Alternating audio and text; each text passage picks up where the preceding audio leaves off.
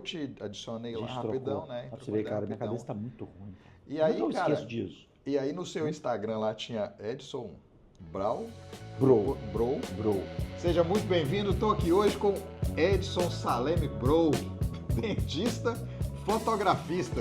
A gente vai falar sobre fotografia, a história do Edson, como é que surgiu esse Bro na vida dele. E vai ser um papo muito bacana. Acredito que sim. Vai ser. Acredito que sim. Estou feliz com o convite, Carlos. Obrigado. É um prazer estar aqui. E tem uma história meio maluca aí, mas eu acho que no fim as coisas vão fazer sentido porque é uma vida real. Isso. Né? A história de alguém que se perde dentro da profissão e depois se reencontra, busca outros caminhos. Eu falo muito da alça do rio. Estou no leito principal, às vezes eu preciso pegar uma alça, aí eu vejo outra paisagem, aí eu volto pro leito principal, depois pego outra alça. Isso. São umas paradas que a gente vai fazendo. Sobre fotografia também, normatização da fotografia. Né? O início da comissão que a gente está estreando aí no Conselho Regional de Odontologia de Minas Gerais, que vai ser bem bacana. E a gente conta com a sua presença para acompanhar a gente aí. Assim espero. Sejam bem-vindos. E no seu Instagram lá tinha Edson Brau. Bro Tipo de assim, brother, exato. E mudou para Saleme. Conta como é que foi isso aí, cara. Então, velho, bro é uma gíria Fala, bro. praiana, basicamente. Você né? morou em praia, não? Então, eu morei em Vitória, né? Minha família é toda capixaba, eu morei em Vitória até 93. Em 93, minha mãe resolveu ir para Divinópolis. Eu fiquei bem puto, porque eu não queria sair de Vitória. Eu estava ambientado em Vitória, praia, tal, ia para o interior de Minas, nada a ver. Mas na turma de amigos que os meus vizinhos me apresentaram, tinham 3 júniors. Eu sou Edson Saleme Júnior. E aí os caras, quando iam falar sobre mim, o Júnior, aquele que fala bro, aquele cara que fala muito bro. Então eu era o cara que falava muito essa gíria bro. Eu chamava a galera, e aí bro, fala bro. E aí virei o Júnior, o bro. Quando a galera da faculdade, aí já pula para 99, 2000, quando eu vim para Federal... Em Belo Horizonte? Eu vim estudar aqui em BH, passei primeiro em Itaúna, para Odonto, meu pai me sugeriu fazer vestibular de novo, porque estava caro, Itaúna, era 1.400 na época. Hoje está um absurdo, né? Mas na época já era caro. E aí ele me sugeriu fazer vestibular de novo, eu fiz, passei aqui na Federal, vim para Federal. E aí a festa da cerveja estava bombando em Divinópolis. Todo mundo ia para Divinópolis na festa da cerveja. Como eu tinha casa lá, minha mãe morava lá, meus amigos começaram a ir lá para casa. E aí os meus amigos da faculdade, que me chamavam de Edson exclusivamente, meu nome original, começaram a encontrar com os meus amigos que me chamavam de bro. Então ficou uma galera me chamando de bro e uma galera me chamando de Edson, tipo no mesmo grupo de diversas festas da cerveja, 4 anos de festas da cerveja. E aí, em algum momento, eu virei o Edson Bro. E eu carreguei o Edson Bro até há pouco tempo atrás. Na minha última imersão, na minha penúltima imersão de fotografia, o Flávio, que é um grande amigo meu, que vendeu meu kit acadêmico lá na Dental Gaúcha em 99, 2000, ele era vendedor júnior, e aí ele atendia a Federal. O Flávio, a gente é amigo até hoje. E ele participou da minha última imersão e ele levantou lá do nada, ele trabalha com marketing e estruturação de marca e tal. E aí ele fez uma enquete, assim, sem eu... Falou, gente, Do nada. estou pensando aqui, o que vocês acham que passa mais autoridade? Edson Bro ou Edson Saleme? E a galera votou em massa no Edson Saleme, apesar de todo mundo me conhecer como Bro. Mas de acordo com o meu reposicionamento de mercado e com uma visão já de conseguir alçar voos maiores, de chegar em lugares que necessitam um pouco mais de, talvez, de uma seriedade, o Edson Saleme leva uma mensagem diferente do Edson Bro. O Edson Bro é muito informal, né, para alguns lugares ou para algumas situações. E aí muita gente falou, poxa, quando eu troquei o Instagram, né, muita gente falou, poxa, entrou no meu direct, falou, cara, por que você trocou? E o Bro, eu amo o Bro.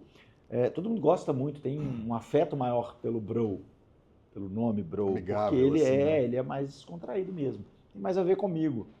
E o Bro nunca vai deixar de existir, né? Só que a minha apresentação agora, ela entra no Edson Saleme, que é o meu sobrenome libanês, um sobrenome. É muito difícil de achar, você não tem outros Salemes por aí. É raro, tem, mas é raro. Não é comum, né? Não É comum. pouco comum. Então, a gente consegue marcar um território com um pouco mais de firmeza, vamos dizer assim. E é bom, né, cara? Que procura, você já encontra aquilo ali. E muita gente, por exemplo, me perguntava assim, o que você é do Brou? Tem um BROU lá em Ouro Preto, que eu acho que é Ouro Preto, que é o cara que organiza os campeonatos de bike. Eu não sei, é só o Brou. Então, o que você é do Brou? Eu falei, Nada. qual Brou? Não, o cara que organiza os campeonatos de bike lá em Ouro Preto e tal. Eu falei, não, nada a ver, o dele é Brou com U, o meu é Brou com W.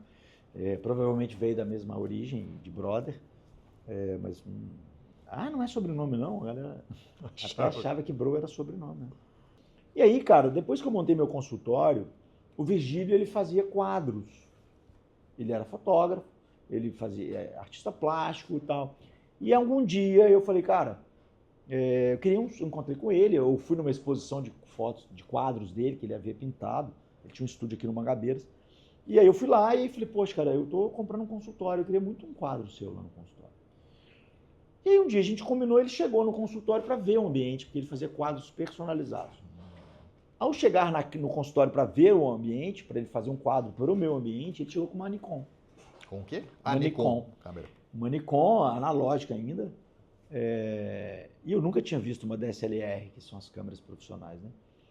E aí eu fiquei encantado com o equipamento, porque eu já tinha as minhas câmeras semi-automáticas, analógicas, de filme, mas eu sempre andei com uma câmera na mão. É mesmo? Eu tenho a minha faculdade inteira registrada, eu tenho muitas fotos. E não era comum, era? Não, ninguém andava. Tanto que só eu tenho foto da faculdade, Aham. ninguém mais tem, porque em 2000, que lançou o digital mais ou menos, 99, 2000, era muito caro. E como ninguém tinha costume, porque a fotografia não era algo popular, eu tinha a câmera, porque eu já tinha Mas era tudo analógico. Tudo analógico, filme. Sim. Então eu tenho toda a minha faculdade registrada em filme. Então nas viagens de turma, nas festas, eu levava minha câmera. E tirava fotos, extremamente amadoramente, mas... Era olímpico? Saía. Tinha uma Olympus, que era da minha mãe, uma Olympus Trip 135, ela é bem famosa, assim, mas eu não cheguei a fotografar com ela, não. Eu tinha uma Yashica, que era essas bem automáticas, que elas regulavam pra gente, a gente não precisava fazer regulagem nenhuma. Já tinha uma certa inteligência digital ali, mas ela era analógica. E aí, quando o Virgílio chegou, cara, com esse equipamento, eu fiquei encantado com o equipamento. Isso aí, Olympus 135. Essa aí. Não. Vou mostrar a foto aqui. Olympus 135. Eu já fotografava com essa, mas essa ela era mais antiga, né?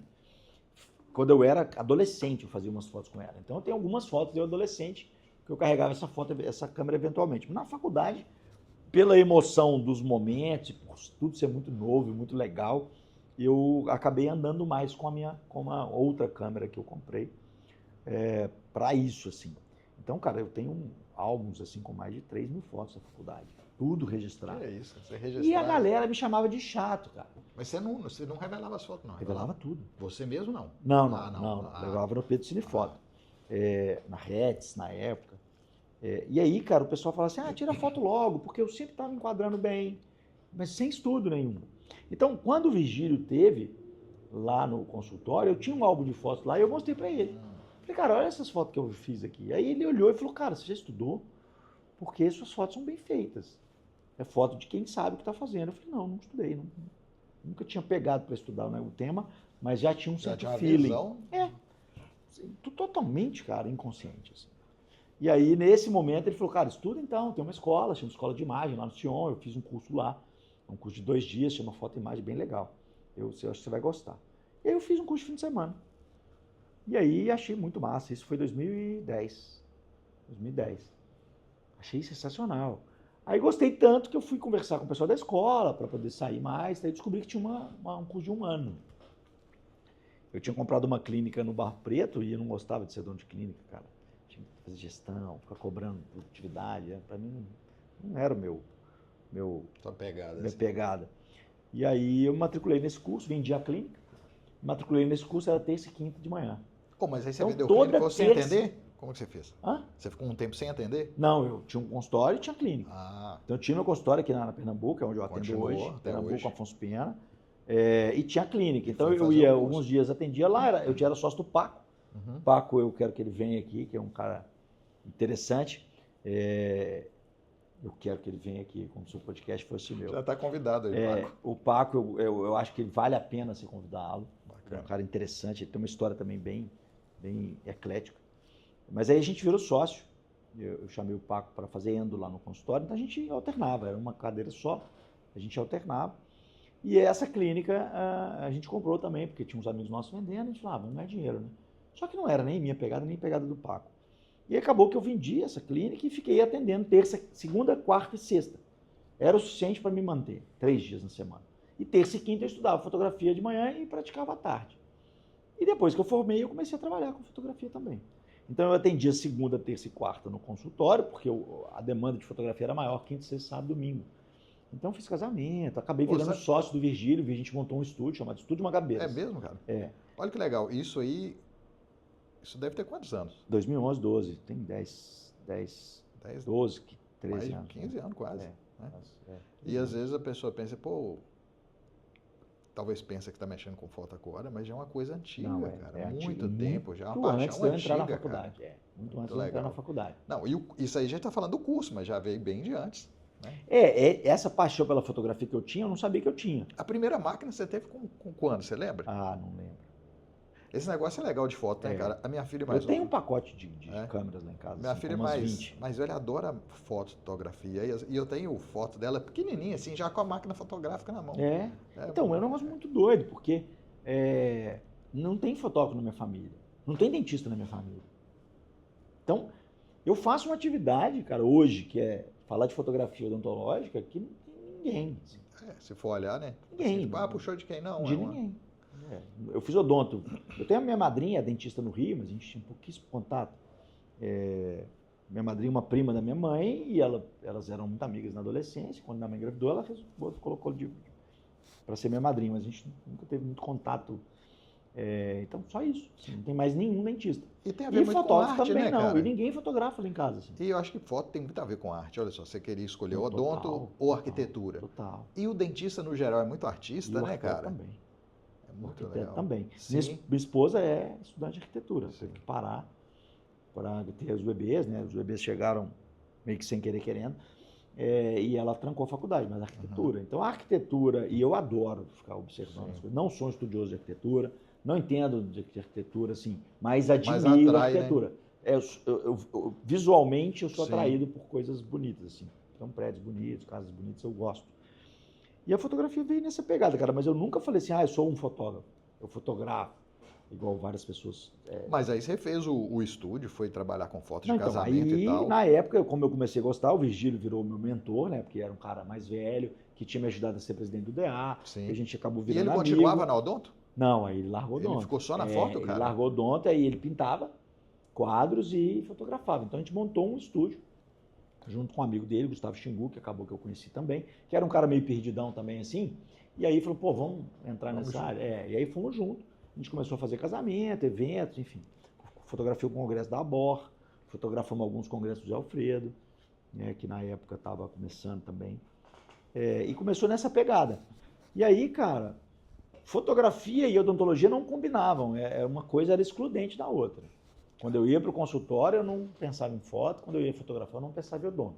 E depois eu descobri que eu tenho essa dificuldade de ter uma rotina. Eu não sou um cara que gosta de fazer a mesma coisa de segunda a sexta. Naturalmente, eu não curto uma rotina. Eu não sou um cara afeito às rotinas.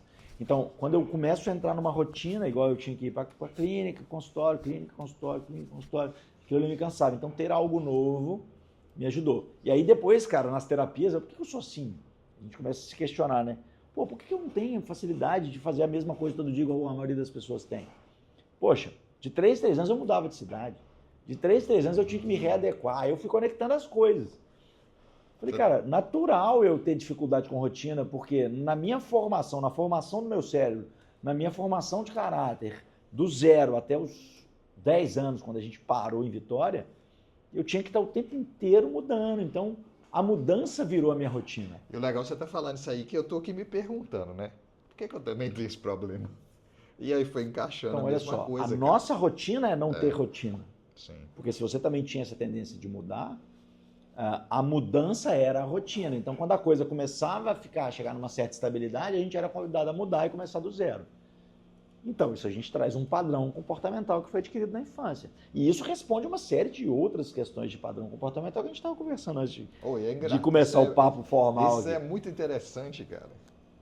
Muitos dos nossos Muito comportamentos interessante. compulsivos, nossos comportamentos de relacionamento, maneiras de lidar com o outro, com a vida, têm origem nos nossos pais, nos nossos avós, no nossa fator educação cultural, ali, né? exatamente. Só que a galera não faz ideia disso, assim, né? Passa Terapia batido, é coisa às de vezes, né? doido. Isso hoje está mudando, mas na nossa época, nós temos mais ou menos a mesma idade, fazer terapia era só quem era muito doido. Muito tantã. Ali. Quem era só estranho não fazia.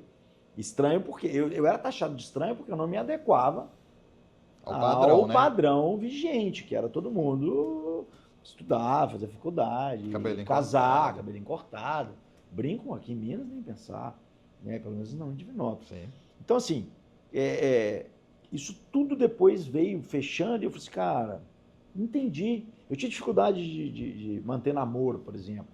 Eu namorei namoros longos, mas para mim não era uma coisa fluida. Eram namoros conflituosos, assim. Eu ficava namorando, mas ficava em conflito. Por quê? Porque a minha tendência era estar trocando. Sim. Mas, enfim, todo mundo namorava e eu tinha que namorar também, né? Porque quando você não está com a personalidade muito já sedimentada, muito certo de quem você é, você acaba indo com a maioria. Com a maioria. Então, eu vivia num conflito eterno, cara. Então, assim, na faculdade, eu fui DJ. Eu fui presidente do DA, eu comprei a sinuca da Odonto, fazia as festas, então organizava as festas. Então não tinha nada a ver assim, com a maioria dos estudantes de Odonto, que eram pessoas que tinham um comportamento mais padronizado ali. Centrado, eram mais, biblioteca. Mais, exatamente. Tal. Mas eu era muito inteligente. Então, mesmo com esse padrão de fazer várias coisas ao mesmo tempo, eu ia bem nas provas. Porque quando eu estava assistindo aula, né? quando eu estava assistindo aula. Sim. Então, eu assistia a aula, mas eu não tinha um padrão de estudar, eu nunca fui estudioso, mas eu aprendia com muita facilidade. E olha que legal, a gente falando, você falou essa frase, né? Quando eu assistia a aula, eu assistia a aula. Aí eu lembrei, a gente estava até conversando, né, antes de PNL, e aí uma pesquisa que eles fizeram, eles colocaram o pessoal para treinar 30 minutos na academia braço, 2 vezes por semana, e outro grupo para assistir vídeo de treinamento de braço, sem fazer o treinamento. No final, eles perceberam que aqueles que estavam só assistindo o vídeo sem treinar estavam tendo mais resultado. E aí a gente... Mais resultado em quê? Mais resultado de ganho físico do que o cara que ia lá e pegava o peso. Tá brincando. Não tô. E aí nisso, olha que interessante, que é justamente isso. Quando a gente está fazendo uma coisa e a gente está focado naquela coisa, aquilo ali vai trazer mais resultado pra gente. Que é isso que você falou. Quando eu assisti a aula, eu assisti a aula. Então, a maioria das vezes a gente não está onde a gente se encontra. E hoje a facilidade de dispersar é enorme. É muito. Por causa da quantidade de Quantas vezes ruído que a gente eu tem. vou num curso, né, apresentar o Dr. Channel, tá lá, eu estou lá no final da sala, os alunos estão lá, a professora lá na frente explicando, e o aluno ali no celular, pagando curso de 5, 10, 15, 20 mil reais. Eu acho que o celular tinha que ser recolhido na porta da sala de aula. Mas é aquilo, né, cara, é as escolhas, né? A pessoa tem que fazer a escolha dela. Claro, né? Mas... Para adulto, né? Mas como as pessoas, adolescente principalmente, não tem capacidade de fazer escolha, então acho assim... Eu acho que tinha que ser proibido, sim. É muito legal. Na faculdade, não, tá? Porque aí você já está num outro lugar, mas na escola eu não sei se nem se é. Meus meninos são novos ainda, eles não têm celular. Mas isso aqui eu tô até deixando registrado aqui, ó. Meus meninos não terão celular. Não tem ainda, não? Não tem. Ah, mas os amigos têm. Tá, os meus terão. Mas no momento certo. Não, terão, mas não vai levar para a escola. Ah, sim. Ele não vai ser um negócio que eles vão ter como... Por quê? Porque isso destrói o cérebro de uma criança, de um adolescente. Isso aí já está provado. Então, meus meninos, por exemplo, eles jogam, tem lá um tablet, minha filha tem um celularzinho que ele ganhou da minha mãe, domingo. Não se pega no celular dia de semana. Acabou a conversa. E por quê? O pai hoje, a mãe, para ficar no celular, ele fala, tá no celular. Porque ele quer ficar no celular. E eu trabalho no celular. Sim. Então eu chego do serviço em casa, eu tenho que fazer post, eu tenho que que responder aluno, eu tenho que fazer um monte de coisa. E eu explico para eles, papai está trabalhando, então eu preciso ficar aqui no celular mais um pouquinho, daqui a pouco eu guardo. E eles vão fazer outras atividades, fazer dever, ver a televisão e tal. E aí quando eu tiro o celular de perto, acabou. E, eventualmente eu tenho que ver o celular, porque virou um inferno, cara, esse negócio de WhatsApp e Instagram, assim, de verdade. Não tem mais hora, né? Então eu tô me policiando para chegar em algum momento, desligar o telefone, falar assim, agora eu não pego mais. Porque senão você vê que antes da gente conversar, eu fiquei no celular o tempo inteiro. Não, e a gente tá conversando aqui, o meu celular só celular pra cima tá, tocou. dá uma Aí olhada, toda hora acendendo. Aí eu falei, dá uma vou virar olhada. pra baixo, porque a gente nem vê ele piscando. Então, assim, imagina uma criança que precisa desenvolver concentração, capacidade de atenção, está o tempo inteiro sendo distraído por um aparelho que está na mão dele. Não tem maturidade, cara. Não. Então, assim, não vai ter, acabou a conversa. E aí eu vi um cara, velho, esse cara não sei quem que ele é não, mas é um cara grande aí do cinema, desses produtores aí. Uma entrevistadora falou assim, cara, como que você faz para blindar sua filha de perigos da internet? Ele falou um negócio interessante, ele falou, olha, não tem como blindá-los de acessar a internet, porque os amigos têm telefone. Então, mesmo que você não dê um telefone, ele vai acessar a internet. Melhor maneira de blindar uma criança contra os perigos que rondam uma criança, um adolescente, é a autoestima. Trabalha a autoestima da criança. Quem cai nessas situações perigosas da vida, normalmente são crianças que têm autoestima baixa e ainda não estão certas de quem são. Então, trabalha a autoestima do seu filho. Se ele souber quem ele é, ele não vai entrar nessas conversas. Assim. Depois eu vou pesquisar esse vídeo e vou te mandar. Muito bacana. Eu já vi ele no Instagram umas 2, 3 vezes. Assim, eu acho que eu nunca baixei ele. Muito legal, cara. Porque não tem jeito, né, cara? A galera tá à mercê. E aí você focava, estudava mesmo, tinha resultado. Cara. Então, assim, assistindo aula, se eu assistisse a aula igual eu estava acostumado a assistir, e aí às vezes eu queria conversar, eu sempre fui do fundão, nunca fui o cara de sentar na frente, anotar, nada. Mas eu estava ali de olho. Era um assunto que eu gostava, então não fazia força para estar lá. Nunca matava a aula, não era um padrão de comportamento meu. A aula é a aula, eu assistia, então eu era disciplinado. Até na minha disciplina eu era disciplinado depois, mas eu fui ficando indisciplinado, mas... Depois? Você foi ficando depois? Depois que eu formei. E aí, eu fazia as provas bem, então eu estudava, eu peguei uma especial em oclusão, que era uma matéria difícil mesmo, mas no resto foi tudo bem, assim. E eu sempre passava com mais de 75, 80, e sendo presidente do DA, e organizando os interodontos, organizando as festas da Federal. E aí, cara, quando veio a questão da fotografia, eu falei, cara, poxa, é um negócio legal, porque me tira da rotina da odonto. E aí eu gostei demais daquilo. Só que aí, 3 dias de odonto para bancar a fotografia, começou a ficar apertado para viver. E comprar equipamento e tal. Mas a ideia era ganhar dinheiro com fotografia também. Mas eu não queria largar o odonto. Queria conciliar. Porque muita gente falou assim, você vai largar o odonto então? Minha mãe preocupou, meu pai preocupou, todo mundo preocupou. Eu falei, não, por que uma coisa tem que excluir a outra? Elas são complementares. Totalmente. Eu posso trabalhar segunda, terça e quarta com odonto e quinta, sexta, sábado, domingo com foto. Até nesse momento você não tinha visto a importância da fotografia dentro do odonto. Não. A galera falava assim, cara, por que você não faz fotografia do consultório, dá aula? Eu falei, nada a ver, velho. Nada a ver. Minha fotografia é fotografia livre. Outra coisa isso aqui, né? Nossa, fotografia dentro do consultório. Tanto que eu não tenho caso clínico fotografado. De 2011 até 2017. É a faculdade 2016. toda, mas não tem caso clínico. Não, zero. Então, assim, nunca passou pela minha cabeça mexer com fotografia odontológica. E aí, por necessidade, houve o convite para que eu desse uma aula lá atrás, em 2015, 2016, eu fui dar uma aula para especialização de orto da Federal. Só que aí, cara, eu esqueci que eu tinha marcado a aula e fui pro Certo Cipó, velho. Tipo, um dia eu gostava dessas coisas, peguei meu carro e fui pro Certo Cipó, o pessoal me ligou e falou, você tá chegando? Já tinha celular na época, eu falei, chegando onde? Não estão esperando. Já estava irresponsável nessa época, não? Já estava irresponsável. Nós estamos aqui na Federal te esperando, pô. Eu falei, nossa. E aí, o Henrique Prete, na época, eu acho, ele estava com uma aula montada, ele estava lá e ele deu a aula. Mas o galera conta isso, eu não lembrava disso, me contaram isso tem pouco tempo. Eu falei, pô, bro, você não lembra? No dia que a gente ligou, você estava lá na Certo Cipó. O Alexandre Drummond zoou pra caramba. Acho que era o Tim Maia que faltava um show dele, né? Exatamente. Estava igual o Tim Maia, Tim Maia, E aí, cara, eu falei, não, nada a ver, velho, nada a ver e tal. Mas, passou um tempo, eu precisei pedir arrego, assim, estava muito mal. Muito mal, porque, enfim, teve um período que eu estava bebendo demais. Enfim. Mais conturbado. E aí Passando o limite. Passando o limite, bebendo demais. Você acha que teve algum gatilho para acontecer isso assim? Você acha que era... compulsão. Aí quando você entra na compulsão, aí você fica, quem é compulsivo? Cada vez mais, né? Quem é compulsivo em tudo. Então eu assistia aula, e eu era presidente do DA, eu sabe, me envolvia. Então a bebida acabou se tornando algo importante na minha vida, assim. Era uma rotina que eu era disciplinado, boteco todo dia, balada todo dia, e aí a coisa foi escalando, né? Chegou um momento que isso começou a me prejudicar demais. Obrigado. Comecei a faltar trabalho, porque ele ficava até de madrugada na rua, enfim. E aí eu tive um acidente em 2013. Esse acidente foi um acidente onde eu não estava bêbado.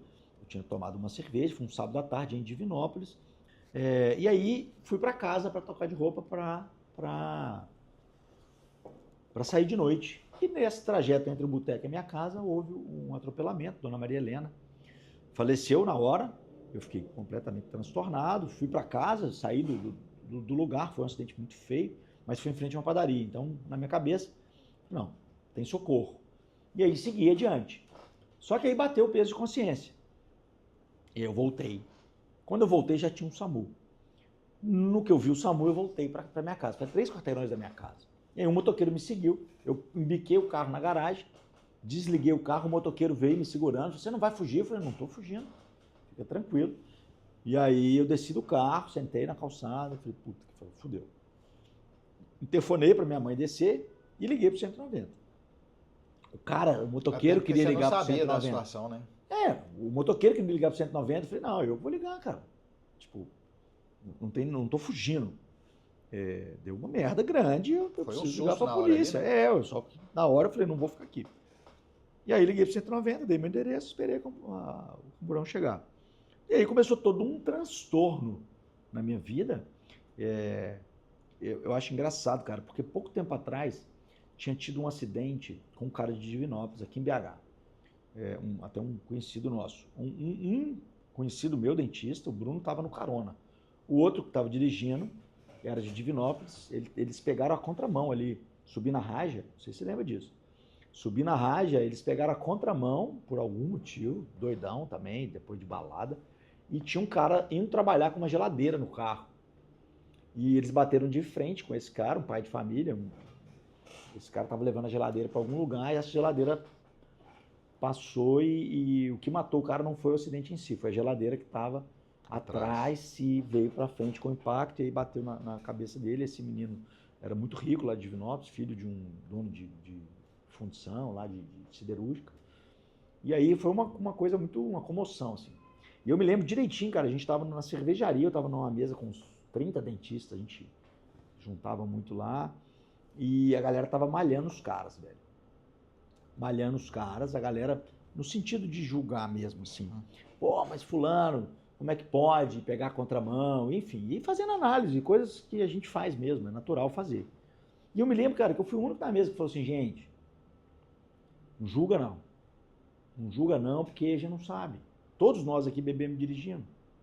Então a gente não sabe o que aconteceu, de fato, ninguém sabe, né? E deve estar sendo difícil pro cara. Então, assim, eu meio que fiz uma defesa do cara, eu não conhecia o cara, eu conhecia só o Bruno, que estava na carona, mas não tinha conversado com ele. Então eu não sabia o que tinha rolado. Eu só me comovi com a situação e falei, cara, quem tá na direção também não é assim, fez e não tá nem aí. Cara, e pouco tempo depois aconteceu comigo, muito doido, assim, que eu falei, cara, olha pra você ver, se na hora eu tivesse malhado o cara, o peso sobre mim tinha ficado muito maior, né? E aí eu fui pra delegacia e aí começou a desenrolar uma série de questões, assim, que nem vem ao caso. Essa história em detalhes leva um tempão. Eu me lembro que quando eu voltei de Búzios, eu fui fazer uma formação em coaching em Búzios, num resort lá, uma formação itinerante. Antes ou depois? Depois, 2015. Eu contei esse caso voltando de Búzios. Eu estava com 2 colegas que eu tinha feito lá, que moravam em BH, eu vim trazendo-as de carona e eu contei essa história, as 8 horas de viagem, com detalhes. Assim. Uma história que tem muitos meandros assim, psicológicos, de gatilhos que eu fui desbloqueando durante o processo. E resultados de más escolhas, Edson? Sim, sem dúvida. Todo mau resultado... Quem nunca fez, né? Não, todo mal, todo sofrimento tem origem em um plantio equivocado. Então, eu sou espírita, Aí o pessoal fala, kardecista, não existe esse termo, gente, só para esclarecer, não existe kardecismo, porque o sufixo ismo, ele denota culto, né?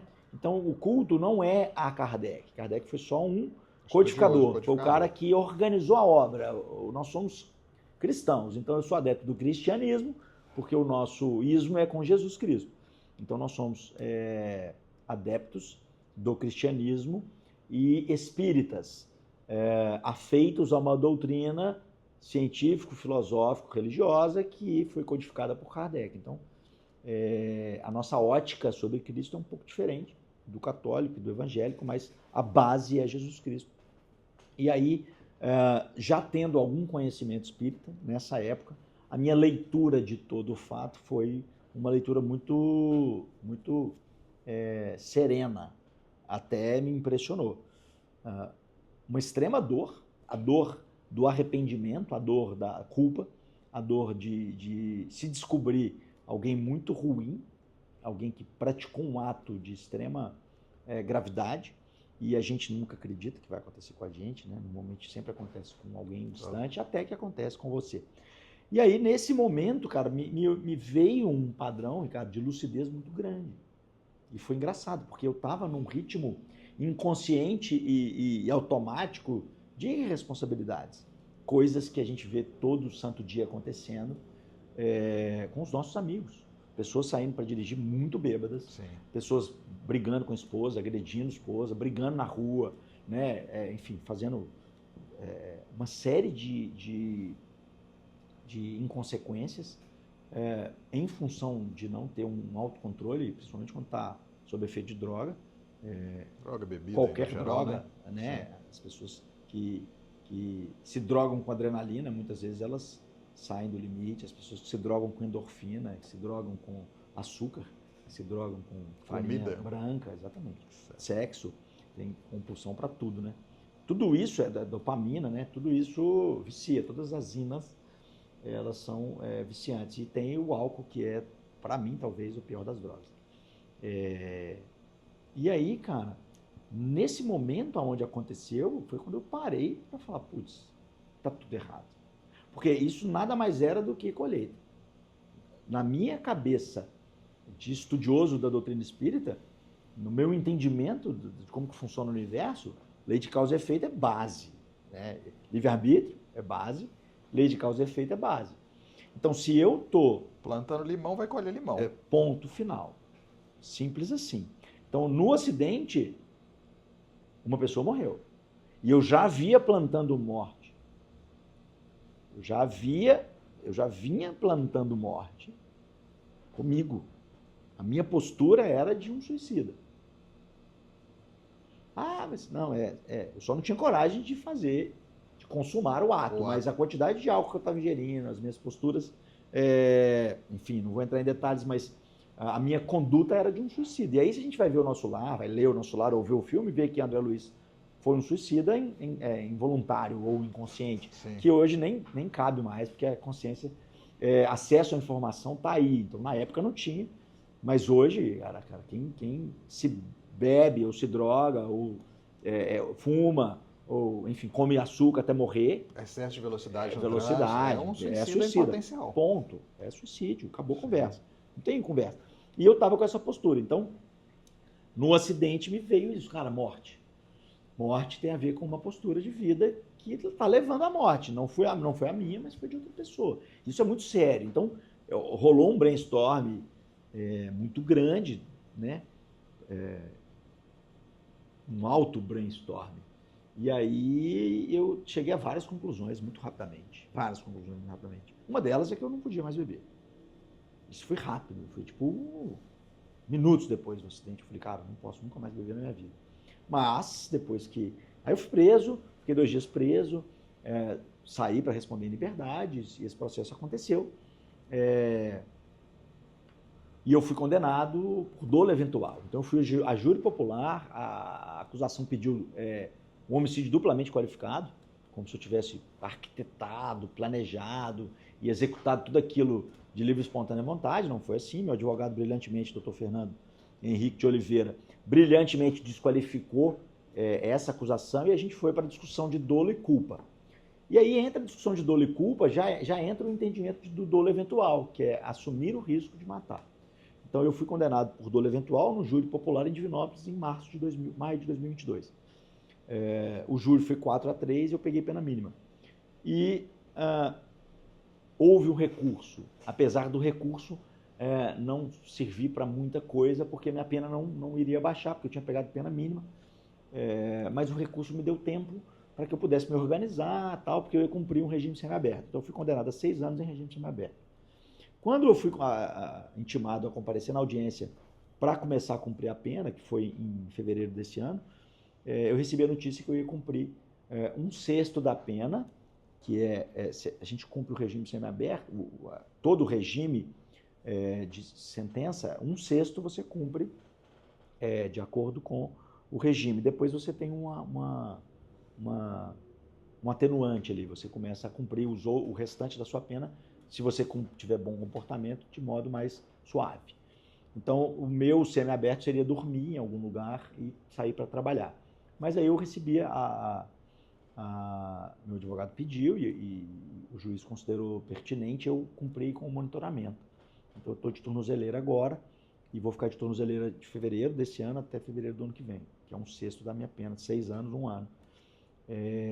E tudo isso, cara, todo esse processo, os 2 dias dentro da Floramar, que foi o cadeião, a penitenciária de Divinópolis, a saída, a ameaça que eu recebi quando eu voltei a trabalhar, eu voltei para Divinópolis, para BH segunda noite, terça e quarta eu fiquei em casa entendendo, o acidente foi no sábado, eu fiquei preso sábado à noite, domingo e segunda. Segunda à noite eu saí, vim para BH, meu pai veio de Vitória, me pegou lá na porta, me trouxe direto para BH, eu fiquei terça e quarta entendendo tudo ainda, né? Quinta-feira eu falei, eu tenho que trabalhar, não posso ficar aqui. E aí eu fui para o consultório, na quinta-feira eu recebi um telefonema, uma ameaça. Liguei para o advogado, ele falou, vai fazer o BO. Você tem que registrar isso. Eu saí do consultório, o carro estava apreendido, enfim. Eu saí a pé do consultório e fui na delegacia do Detran. Meu consultório é perto do Detran. E eu tinha certeza que eu ia tomar um tiro pelas costas. Eu tinha certeza absoluta. Eu mandei um SMS, não tinha WhatsApp na época, mandei um SMS para minha mãe, falando que amava ela, mandei um SMS para meu pai, falando que amava ele, e saí para ir na delegacia. A qualquer momento eu andei da Pernambuco, subi a Pernambuco, virei na Aimorés, andei a Aimorés. Então foi um quarteirão, a Aimorés até Alagoas mais um, até a Sergipe mais um e até a João Pinheiro mais um. Então foi 1, 2, 3, 4 quarteirões. Cada passo desse quarteirão eu esperava um motoqueiro chegar e me dar um tiro. E aí não aconteceu. Então eu fui na delegacia lá do Detran, eles falaram, não, aqui é só crime de trânsito. Essa queixa tem que fazer lá no Santo Antônio, que é contorno com Carangola, que é onde tem a próxima DP. E aí eu fiquei no ponto de ônibus da João Pinheiro ali, né, onde tem aquela escola municipal ali em frente ao Detran, esperando um ônibus para subir para o Santo Antônio para fazer a coisa. Fiquei esperando o motoqueiro chegar a qualquer momento. Não chegou. Aí eu fui, desci lá, fiz o BO. E aí eu comecei a refletir sobre o quanto a vida era rápida. Porque eu tinha promovido uma morte. E aí, tudo bem. Mas, no momento em que eu saio de casa e começo a perceber o risco de morte latente, eu comecei a perceber a minha fragilidade. E quando eu falo tudo bem do acidente, é tudo bem nesse sentido, porque ainda não tinha percebido a minha fragilidade. A fragilidade do outro era o tempo inteiro acontecia isso. O tempo inteiro alguém morria no trânsito, o tempo inteiro alguém morria assassinado, o tempo inteiro alguém morria de infarto, mas nunca tinha acontecido comigo. Eu nunca tinha visto, eu nunca tinha sentido isso tão forte. Era o olho só para fora, né? Mas quando houve o acidente, a morte da dona Maria Helena me tocou profundamente, assim. Eu conheço pessoas que já aconteceram coisas similares e que não foram tocados da maneira que eu fui. Então, o evento, eu acredito que a dona Maria Helena tenha topado essa empreitada para me ensinar e para ensinar a família dela tolerância, perdão e várias outras coisas que eles foram obrigados a desenvolver. É natural, né? Ninguém consegue carregar mágoa e rancor durante muito tempo. Consegue, mas a ideia hoje é que a gente consiga dissolver isso, né? Então, eu tenho certeza que a espiritualidade trabalhou nesse sentido de ajudar a família a me perdoar. Não sei se perdoaram. Espero ter a oportunidade um dia de encontrar com eles para poder, né, dizer o que eu sinto e transmitir a minha sensação de pesar de tê-los feito sofrer, mas, ao mesmo tempo, sei que a gente cresceu com isso, todos nós, e, particularmente da minha parte, eu comecei a perceber o quanto as coisas eram frágeis, assim. E nessa caminhada até fazer o BO, isso ficou muito forte para mim, assim, cara, eu posso ir a qualquer momento e tal. E aí, cara, nesse momento eu falei, cara, a vida é valiosa. Olha só, eu não posso ir agora com um tiro pelas costas. Por quê? Poxa, eu tenho tanto para fazer. E aí a coisa começou a ganhar iluminar, assim, uma certa possibilidade. Começou a ver um horizonte de possibilidade. Isso foi na quinta-feira. No sábado pela manhã eu fui para o Tiago Maior, que é a casa que eu trabalho, já frequentava, mas eu ia só no atendimento fraterno, né? Segunda-feira eu estava um bagaço, porque tinha bebido a semana toda, estava me sentindo mal. E aí eu ia no Tiago Maior, recebia um passe, assistia uma palestra e beleza. Terça-feira, pau na máquina. Depois que isso aconteceu, eu falei, não posso beber mais. Então acabou a farra e eu estava num processo de luto. Aquele Edson tinha morrido. No acidente, o Edson, que era o cara que estava vigente ali no processo, balada e tal, tinha morrido. Ele morreu no acidente. As pessoas não têm muito essa noção. Mas eu fiquei em luto, fiquei mal. E aí, no sábado pela manhã, eu falei, cara, tem que fazer alguma coisa, estou enlouquecendo. Por quê? Terça sem ir pro boteco, quarta sem ir pro boteco, quinta sem ir pro boteco, sexta sem ir pro boteco, anos fazendo isso. Sábado de manhã eu tava bom um rato de laboratório dentro da gaiola, dentro de casa, louco. Aí eu falei, vou pro Tiago Maior, tem campanha do Quilo sábado. Fui pro Tiago Maior. Vou ocupar o tempo. E exatamente. Aí o Simar me acolheu, falou, cara, leia esse livro aqui, me entregou o Paulo Estevam. E aí eu fui ler o Paulo Estevam, que é uma obra-prima, que mostra a trajetória de Paulo, né, se redimindo de um assassinato. Isso é muito surreal, porque na época não era assassinato. Ele era um doutor da lei, Saulo de Tarso, fazendo justiça. Existia um cara que começou a ser adepto do cristianismo, Estevão, e ele mata Estevão a pedrada porque ele estava defendendo o judaísmo. E aí ele descobre depois que quem ele matou era o irmão da mulher que ele amava. E aí Saulo fica desorientado porque ele tinha matado uma pessoa extremamente cara para quem ele amava, mas ele não sabia.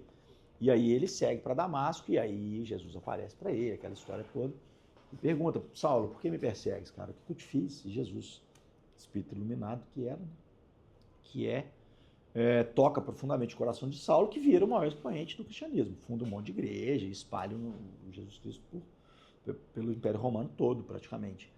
E aí, cara, isso tudo vai fervilhando em mim, e a história de Paulo, e eu falo, cara, tem remissão, tem como dar a volta por cima. E aí eu começo a me empolgar. Mas, uns 3 meses depois, campanha do Quilo, tarefa, eu tenho a oportunidade de ir levar comida na rua, que eu fico extremamente inquieto. E aí eu começo a fazer comida em casa e sair pra rua para levar pra comida para quem tivesse com fome, sozinho. Rola um evento muito interessante, que numa das segundas-feiras que eu estou na fila do passe, a Eliana Reis, na época, me chama e fala, Edson, nós estamos montando um projeto aí, cara, você não quer ajudar a gente, não? Eu falei, que projeto? Ela falou, um lanchinho fraterno, a gente vai começar a entregar o lanche na rua para os moradores de rua. Eu falei, tá brincando. Olha quantas pessoas tem na fila do passe, Eliana.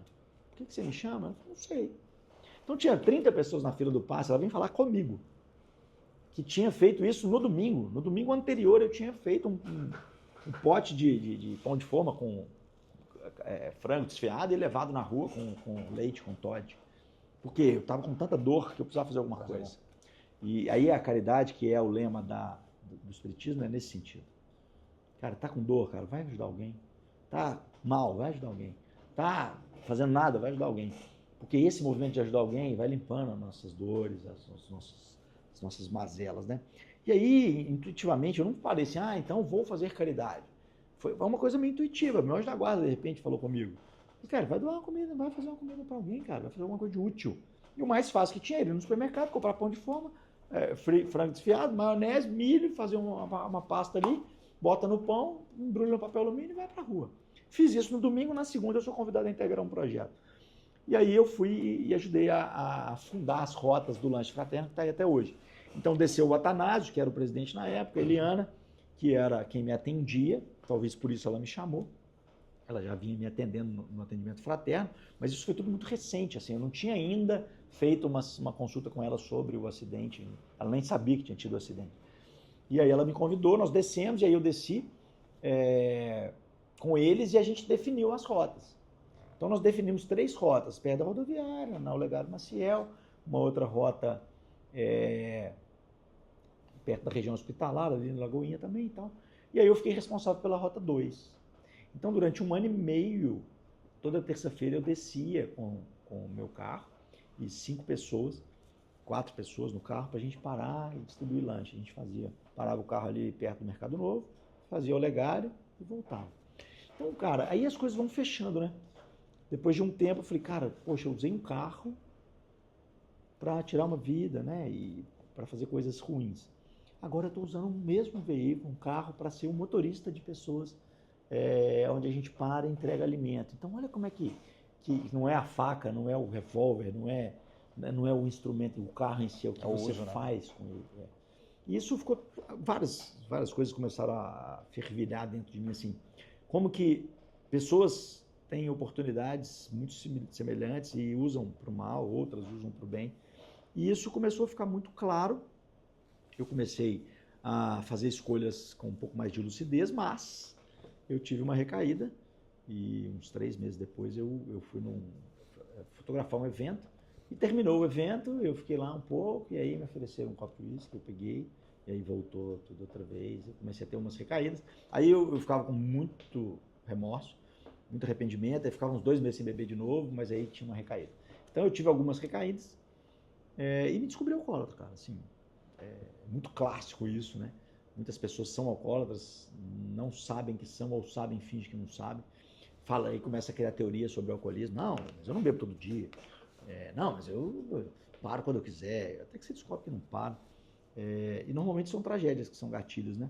Acaba uma família, a pessoa quebra uma empresa, ou mata alguém no trânsito, ou mata alguém com arma de fogo, ou com uma faca, enfim. Ou se mata. Ou se mata.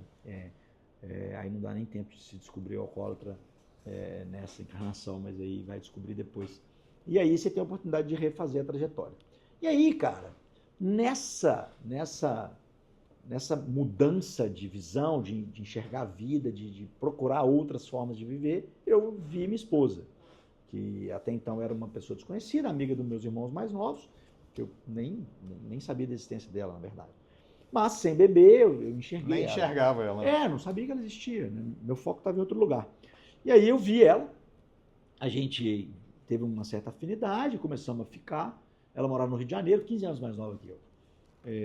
E aí eu tive uma recaída no dia do aniversário dela, de 21 anos. Bebi mais, a gente estava com um japonês, bebi saquê, umas 3 garrafas de saquê. Fiquei doido, igual o Batman. Colocou a cachaça em dia. E aí subi na mesa e falei um monte de bobagem lá, que eu nem lembro o que foi. E nesse dia eu falei, Virna, olha, eu sou muito doido. Eu tô doente. Você não merece, é uma menina nova, tá fazendo 21 anos, eu tô com 36, sabe? Eu já tô velho e você tem toda uma vida pela frente. Pela primeira atitude super nobre que eu tive, assim, foi falar, olha, eu vou te causar mal. Porque até então eu tinha uma postura muito egoísta, assim, eu fazia mal para as pessoas, nesse sentido, homem e mulher. Eu maltratava as meninas, fazia elas sofrerem, mas tudo bem. Eu era assim. Era o padrão. Eu era assim. E com ela não, foi a primeira vez que eu tive uma atitude de falar, olha, eu faço mal, vai viver sua vida. E beleza, e aí nesse meio do caminho, eu falei, cara, eu tô doente mesmo. E isso ficou mais claro para mim. Eu tinha abandonado uma pessoa que eu estava gostando em função dessa doença. E aí, cara, Copa do Mundo. O Brasil perdeu para a Alemanha, e aí a final da Copa do Mundo não tinha o Brasil. O Brasil perdeu na semifinal, se eu não me engano. Ou quartas de final, não lembro bem. Eu sei que o Brasil estava fora, BH estava bombando a Copa aqui no Brasil, e eu estava frequentando muito um hostel lá na Orla da Lagoa. E aí ia ter jogo no Mineirão, a semifinal era aqui, não, a terceiro e quarto lugar era aqui, e a final no Maracanã. E aí estava tudo fechado, eu ia para o hostel para poder ver a final lá, mas aí resolvi não ir, fiquei em casa, chamei uma menina que eu estava ficando para ir lá para casa comigo, a gente comprou isso, cerveja, ficamos lá em casa fazendo uma picanha, E aí, cara, eu acordei cortado no dia seguinte. Cortado é o quê? Com o rosto cortado. Ah, Um uma corte aqui tática no mesmo. queixo. Um corte no queixo. Tinha caído. Não sei o que houve. Isso tem 10 anos. Até hoje eu não sei. Hoje é que dia? Ou hoje, briga, hoje ou é caiu, dia... né? Não, briga não, porque a gente não brigava, a gente era ficante. Ficante não briga. Não, tá, eu tinha pensado assim na rua. Não, eu tava em casa. Ah. Eu acordei cortado, a gente não saiu. A gente comprou uísque, cerveja, picanha, ficamos em casa, de boas ali. E eu acordei cortado e perguntei, Marcelo, e aí? O que houve? Ela falou, não sei. O Flávio, que morava comigo, esse Flávio, que me sugeriu passar para Edson Salem, ele morava comigo na época, ele tinha separado. E aí falou, bro, pô, eu separei, cara, não tem lugar para morar. Eu falei, cara, tem um lugar aqui na minha república. Aí ele tava morando temporariamente até ele se ajeitar. Lá em casa, ele tava lá, não ouviu nada também. Então eu caí, cara, me cortei, ninguém deu notícia, ninguém sabe o que aconteceu, cara, até hoje. Eu sei que eu fui pro Felício Roxo, dar um ponto, e deixei a Marcela em casa, voltei para casa e falei, fui pro espelho, eu tenho essas fotos, depois se quiser colocar aí pra galera ver. Eu tenho uma foto que eu fiz com meu Samsung S2, eu acho. Na tela, assim, eu fiz uma foto do espelho com um corte, e meu olhar tá completamente sem vida. Eu tava desvitalizado. E aí, cara, foi muito clara a conversa de mim comigo mesmo, assim, eu tinha certeza absoluta que era a última vez. Não, que era a última. Era a última. Cara, eu tive um insight, a pessoa chama de insight, intuição, feeling, dá o nome que quiser. Para mim, foi meu mentor falando dentro da minha cabeça. Mediunidade, gente, é um negócio que chama sexto sentido, todo mundo tem, alguns sabem, outros não, mas a gente chama basicamente de intuição. Intuição. Tem gente que é sensitivo a ponto de ouvir a intuição. Tem gente que vê a intuição. Tem gente que tem premonição, tem gente que faz previsões. Isso é da humanidade. Desde que o ser humano começou a ficar homo sapiens, ele tem isso de forma mais clara. Então, não é privilégio de ninguém, isso é uma faculdade chamada de sexto sentido, que no espiritismo a gente chama de mediunidade. Então, quando eu entrei num processo de alerta, eu ouvi essa frase, é a última vez. É a última vez. Ou seja, já tinha tido o acidente, eu já tinha tido outras situações, já tinha brigado várias vezes, já tinha acontecido uma série de coisas. E aí aquela queda era a última chance que eu estava tendo de me redimir. E hoje de manhã eu acordei e escrevi um texto sobre redenção. 4 e pouca da manhã. Tem muito tempo que eu não escrevo. Eu tenho um caderno de escritas lá, tem muito tempo que eu não escrevo. Hoje de manhã eu levantei, fui lá, peguei o caderno, escrevi, e aí eu paro, concentro e veio redenção. E eu escrevi um pouco sobre redenção, vamos ver. Eu não li o texto ainda, ele só está escrito. Porque hoje é dia 10? Não, hoje é dia 12. 11 ou 12? 12. Hoje é dia 12. Depois de amanhã fazem 10 anos. Porque foi dia 14 de julho de 2014. Depois de amanhã é dia 14 de julho de 2024. Depois de amanhã eu comemoro 10 anos sóbrio. E para nós é uma vitória. Não sei se você tem alguém próximo a você que vive esse drama, mas para quem vive, cada dia é um dia novo. Então, assim, eu não tenho desejo de beber, mas eu também não tenho a imaturidade ou a inocência de falar assim, eu não bebo mais. Então, eu fui no AA uma vez, e dentro do AA o lema é assim, só hoje. É mais um dia, né? Só hoje. Se eu consigo só hoje, amanhã eu penso no amanhã. Sim. Então, se eu consigo ficar um dia sem beber, é uma vitória. E agora eu estou completando 10 anos. Então, para nós é muito bacana isso. Meu pai é alcoólatra. Meu avô é alcoólatra. Meus tios alcoólatras. Meu pai recebeu um diagnóstico de esteatose avançada, está quase fazendo um ano. E meu pai, todo mês, me manda uma mensagem. Eu não sei qual é o dia, mas ele manda mensagem. Ô, meu filho, estou fazendo 7 meses. Então, meu pai agora está fazendo, acho que 8 meses sem beber. Aquilo que você falou, né? Você veio e fala assim, mas eu venho de um avô, de um pai. Pô, aí você fala, poxa, se eu for continuar isso, eu vou levar isso para meus filhos, cara. Eu não quero isso. Exato. Eu vou parar com isso agora. Mas eu nem tinha filho, né? Não tinha. Então, quando eu resolvi parar... aí eu tentei retomar. Porque quando eu resolvi parar, foi porque eu agredi, de alguma maneira, a Virna. No dia do aniversário de 21 anos, ela deu um vexame. Então, eu agredi ela perante as amigas, dei um vexame. Foi a minha leitura. Ela nem ficou tão bolada assim. Foi mais eu já com meu nível de cobrança alto. E aí hoje meu pai parou de beber. Então, assim, era uma coisa impensável meu pai parar de beber. Então, será que eu servi de exemplo para meu pai parar de beber? Então, será que o meu acidente foi gatilho? Será não? O acidente foi gatilho para uma série de acontecimentos para que, de repente, meu pai não se mate. Então, assim, tudo está muito conectado. Para que você não crie o futuro agora dos filhos que você tem também para então, seguir isso, aí, né? cara, eu parei, na Copa do Mundo eu caí, aí eu decidi parar de beber. Um mês depois chegou uma pessoa, a Márcia, que eu namorei, que me ajudou absurdamente. A Márcia foi um anjo na minha vida, ela chegou num momento muito difícil, me deu um apoio, isso a gente não sabia, a gente foi saber depois. O namoro terminou, naturalmente, e aí eu reencontrei a Virna, que é essa menina que eu tinha deletado para proteger ela de mim. E aí a gente retomou o relacionamento e pouco tempo depois ela engravidou. E a minha esposa hoje. E ela engravidou e ela não podia engravidar e a gente não se protegeu devidamente, aí a gente tomou pílula no dia seguinte. E aí no dia seguinte a gente tomou pílula no dia seguinte. Então a gente tomou pílula no dia seguinte no domingo e na segunda. Talvez por uma generosidade, né, de Deus ou da espiritualidade que nos assessora aqui na Terra. Propósito. A gente teve gêmeos.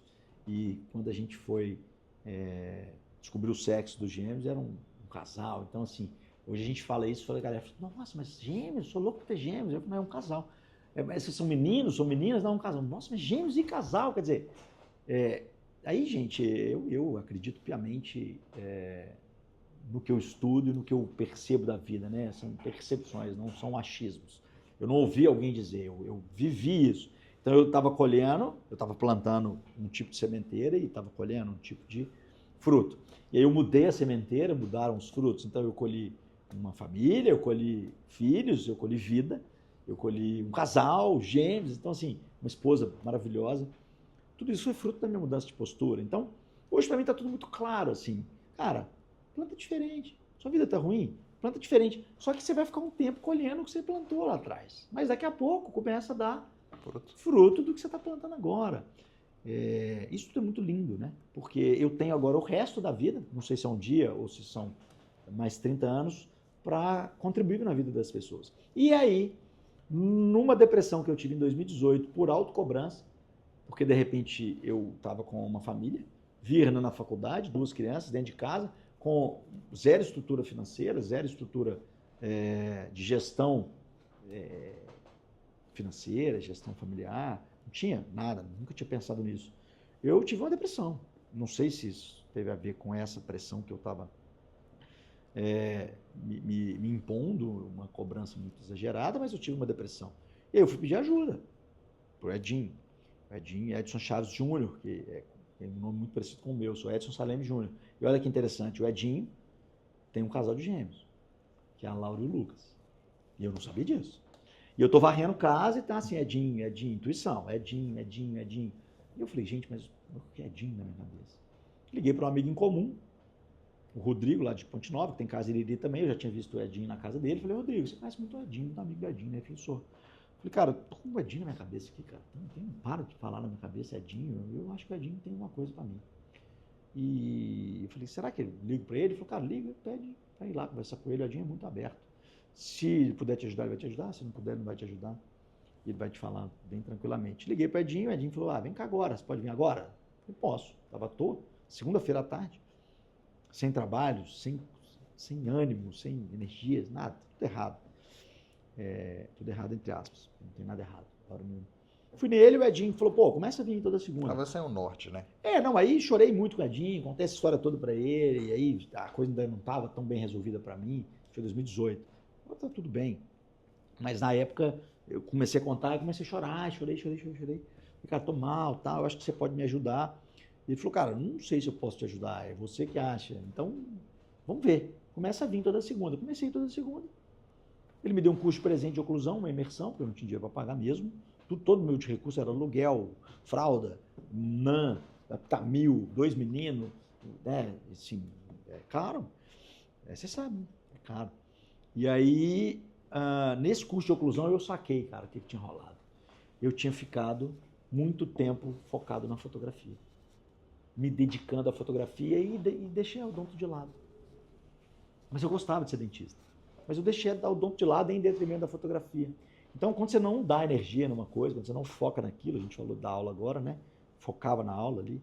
Então, E aquilo que você falou, que a gente foca, cresce. E que você não era de fazer uma coisa só, você gostava de outras coisas. E o odonto já era uma outra. E aí a coisa ficou meio fora, assim. O odonto ficou de lado, porque a fotografia ganhou um lugar importante no meu coração. O Edinho estava abrindo uma especialização. E aí ele falou, pô, faz a especialização, cara. Eu acho que vai te dar um gás aí, vai te dar... Você é um bom dentista. Ele já tinha visto, eu tinha postado um caso ou outro no Instagram, ele já tinha visto. Ele falou, você é um bom dentista. Eu falei, Edinho, não tem a menor condição de entrar na especialização agora. R$1.500 por mês, tá doido?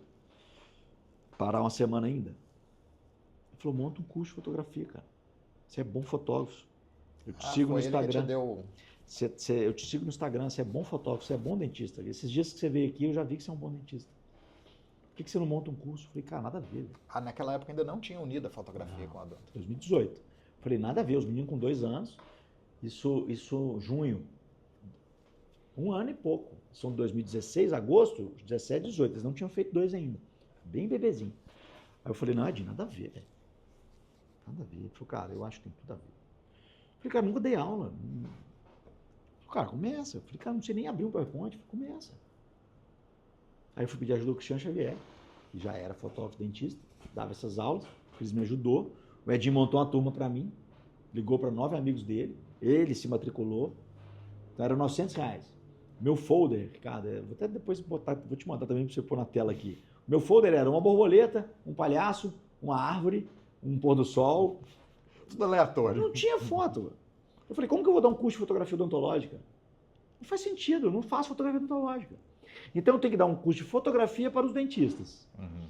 Por isso que o meu curso chama Fotografia para Dentistas.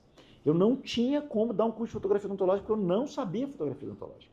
Então a proposta foi, compartilha sobre fotografia com os dentistas. Eu conheço os 2 públicos, as 2 áreas. Eu entendo de odonto e entendo de foto. Eu não entendo de fotografia odontológica, mas de fotografia e odonto eu entendo. Então eu falei, Edinho, vou montar um curso de fotografia para os dentistas. Eu não vou dar curso de fotografia odontológica. Vou ensinar o que eu sei para um grupo de dentistas, combinado? Mas aí o pessoal não sei se vai ser bom. Eu falei, vamos testar, cara. Aí fiz o folder com as fotos que eu tinha. Eu não tinha foto de dente, não tinha que botar o que eu tinha. Fotografia para dentistas. Levei o pessoal para a Praça da Liberdade. Falei, vamos fazer uma prática externa? Por quê? Porque a prática externa, para mim, tinha sido sensacional. Foi o auge da aula, assim. Eu achei o negócio maior tesão do mundo. Falei, cara, eu dentista, gostei.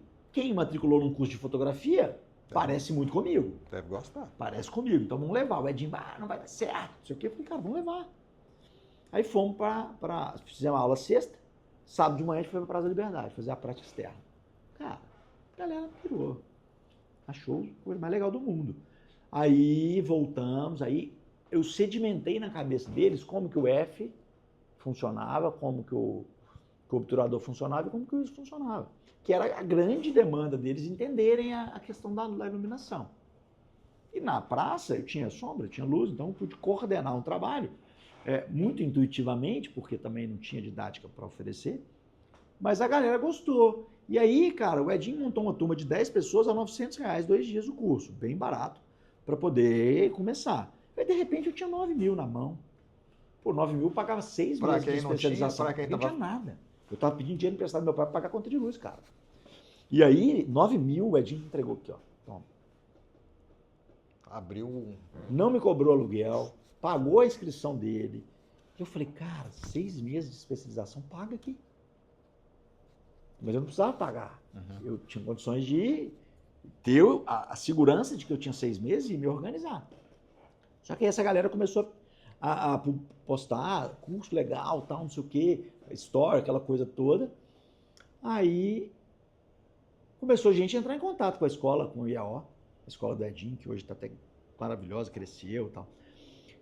Na época ela era bem pequenininha. Aí a galera, quando é que tem outro? Aí o pessoal, o pessoal perguntando quando tem outro. Eu falei, quando é que tem data aí? Tem no final do mês de novo. Nós fizemos 27 e 28 de junho, se eu não me engano, aí 27, 28 e 29 de julho fizemos outro. Mais 9 mil. Então a coisa sozinha aconteceu. E aí, de repente, eu tinha 18 mil. Eu falei, cara, que doideira. Mas mais do que os 18 mil foi o prazer que eu tinha sentido de estar ali. E tá fazendo uma coisa que você gostava, né, cara? Aí eu falei, cara, eu gosto de odonto, eu gosto de fotografia e eu gosto de Ainda vou ensinar. ganhar dinheiro com isso? Não, eu gosto de ensinar, porque a vida inteira eu fui muito didático com os pacientes, eu só não sabia disso. Então o Edinho é aquele cara mais experiente, foi aquele mentor que olhou e falou, cara, tem um negócio legal para acontecer aqui. Várias pessoas fazem isso com a gente. A gente que às vezes não tem maturidade para ouvir, ou não está precisando, né, ainda. E aí a coisa aconteceu, cara. A gente vai fazer agora, em setembro, a turma 40 dessa imersão. E ontem eu estava dando aula para harmonização orofacial com o Robertinho e inaugurei uma imersão com celular, porque aí o celular começou a virar a demanda maior. Todo mundo tem um celular na mão, né, cara? Com o celular na mão. E aí, cara, o mais legal de tudo é que com o celular entra um outro desafio, porque o purista da fotografia não considerava a câmera do celular como algo utilizável. Quando lançou a câmera do celular, houve um preconceito muito grande. Que isso? Como que uma câmera num aparelhinho desse?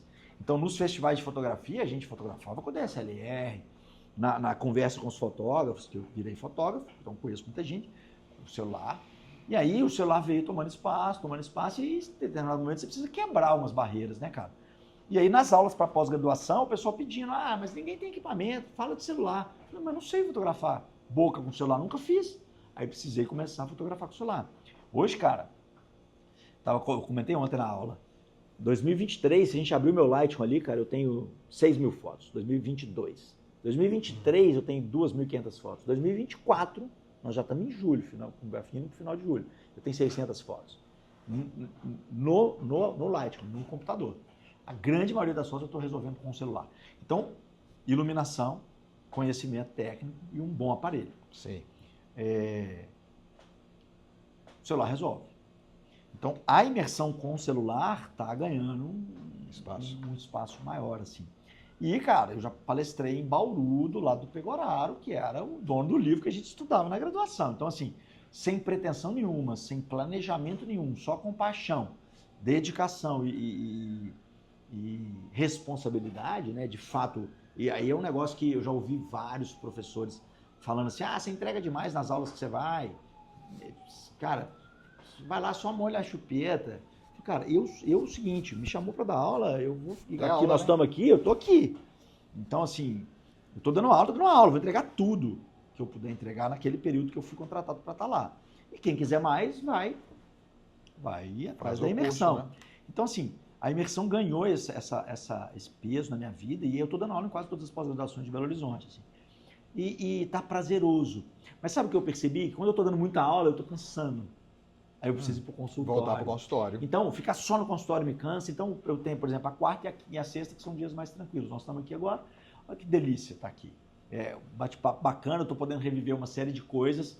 E à tarde eu vou atender umas emergências, porque a agenda tá bombando. Então, a fotografia bombou meu consultório, que bombou a fotografia, porque eu sou um dentista que atende e compartilha uma fotografia que resolve problema no dia a dia. Cara, e olha que interessante que eu acho no trabalho seu, Edson, de fotografia, porque não é aquela fotografia, eu vou usar o termo, você me corrige se estiver errado, artística de ficar, é para mostrar ali a realidade do caso, né? Tanto para o paciente ver e para padronizar um estilo de antes e depois que a gente não tem hoje, né? Senão acaba muito bagunçado. Eu adoro a fotografia artística, mas o que ela contribui com o consultório? Com o dentista que está tirando o cárie, com o dentista que está cortando gengiva, com o dentista que está extraindo o dente. Muito pouco. Sim. Então, na minha imersão grande, que a imersão de 2 dias virou uma imersão de 4 dias, e a imersão de celular hoje tem 2 dias, a gente vai ampliando, a gente tem a parte de fotografia artística, a gente chama os modelos, a gente fotografa com glitter, bota uma balinha se quiser, um babalu, um morango, isso é legal, é divertido, é lúdico, mas a serviço da odontologia, quase nada. Então, a grande pegada é essa, como que a fotografia me ajuda a resolver problemas. E a nossa vida é basicamente resolver problema. E para conscientizar, mostrar para o cliente, né? Então, resolver problema. Isso. E aí, basicamente, resolver problema na nossa vida é o quê? Resolver o problema do outro? Tirar um problema que o paciente chegou, dentro da nossa área. Então, para eu resolver um problema de um leigo, eu preciso explicar qual é o problema. Sim. Então, se eu vou levar meu carro na oficina, o mecânico fala, olha, você está com um problema na homocinética e no coxim do lado direito. Tá, mas o que é um coxim? O que a homocinética faz? Eu faço essa pergunta. Sabe um exemplo que eu gosto? Aquele que você deu, que você pergunta, conta pra gente se a pessoa é professor. Ah, pois é. Então, aí o mecânico vai explicar, a homocinética é uma peça que é responsável por unir as duas rodas e, enfim, ela é responsável para fazer o carro andar, basicamente. Ah, entendi e tal. Então, beleza, troca para nós. Então, no consultório, quando o paciente traz um problema, eu preciso explicar para ele a origem do problema e a origem da solução do problema. E muitas vezes o porquê, como que aquela origem chegou onde está. Porque eu estou com 21 anos de formado, então o meu discurso de 20 anos atrás é diferente de hoje. Evoluiu muita coisa. Então, por exemplo, se eu sei contar uma história do porquê que eu usava silicone de adição e hoje eu uso um scanner, o paciente fala, pô, que legal. Não sabia que tinha uma borracha, que é um silicone industrial adaptado para pôr na boca, que você copia um dente que você preparou para mandar isso para um lugar que vai verter um gesso, isso vai se transformar numa cópia em gesso da minha boca, e em cima disso vai ser feito um trabalho de ourives, que hoje não é feito mais com ouro nem com prata, e sim com cerâmica, que tem toda uma tecnologia de desenvolvimento disso, mas que hoje eu consigo fazer isso via e-mail, através de um escaneamento. Então, eu preciso ser extremamente didático. E aí, a fotografia é uma expressão visual que é utilizada pela indústria o tempo inteiro. Você tem imagem pipocando o tempo inteiro nos painéis lá em Nova York, na televisão, o tempo inteiro. O filme nada mais é do que imagens em sequência.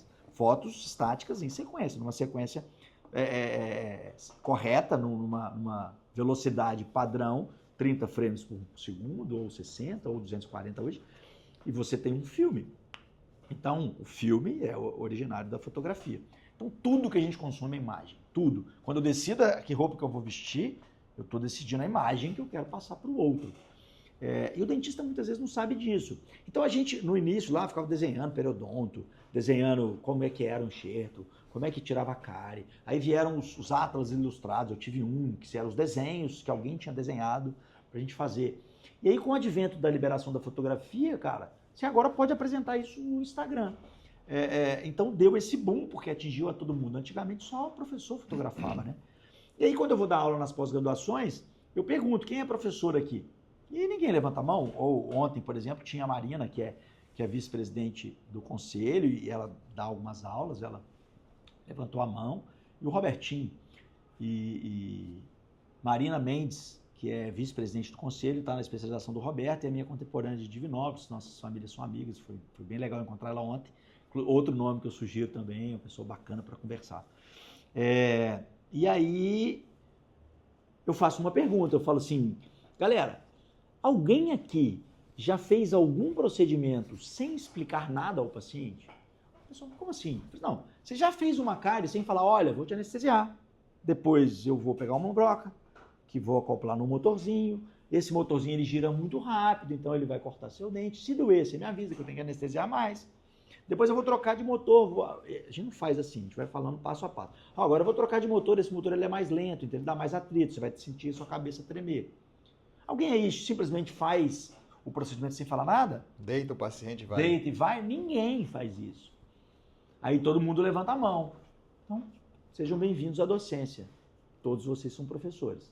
Porque se você ensina algo a alguém, você não é professor de vir aqui na frente dar aula para outros dentistas, mas você ensina ao leigo, que é uma odontologia. Então, nós somos responsáveis pela educação odontológica da população. E aí a gente tem instrução de higiene oral lá, ensina a passar fio dental. Cara, nós somos todos professores. Sim. E aí, se eu dou aula com foto, eu tenho um tipo de entendimento. Se eu dou aula sem foto, eu tenho outro tipo de entendimento. E aí, 550 a.C., Confúcio disse que uma imagem vale mais que 1000 palavras. E todo mundo sabe disso. Quando eu quero sair para a balada para conquistar a gata, o que eu faço? Boto minha melhor camisa, passo meu melhor perfume, passo gel, faço a barba e me apresento decentemente, para que, através da minha imagem, eu passe uma boa impressão. A gente faz isso o tempo todo. E na odontologia, muitos dentistas negligenciam isso. Sim. E estão apresentando fotografias que estão muito aquém do trabalho deles. E aí eu falo, às vezes chega um concorrente no mercado, a Viana fica um pouco preocupada, ou algum aluno nosso começa a dar alguma aula sobre fotografia, eu falo, Viana, nosso campo é infinito. Cada dia chega mais dentistas. O campo do audiovisual, cada hora você está produzindo uma coisa diferente, um negócio. Então, assim, não tem fim. Eu vou fazer isso até morrer. Porque não vai chegar um momento assim, esgotei. Não tem, você sabe. Você trabalha com o vídeo. O paciente está na sala de espera, aguardando lá. 15 minutos, 5 minutos, que seja, o dentista sabe, chama ele para entrar. Só que naqueles ali minutos que ele ficou na 10 recepção, minutos ele está vendo no Instagram. ele assistiu ali um vídeo passando, por exemplo, de uma viagem para uma praia, para um lugar bacana que ele quer ir. Aí ele olhou, viu lá aquela praia, aquela bebida gelada, a imagem do hotel mostrando aquela comida, aquele cheiro subindo. E aquilo ficou lá na cabeça dele. Ele vai para dentro da sala, o dentista atende ele e explica maravilhosamente tudo. E talvez não mostrou uma foto de um caso, alguma coisa.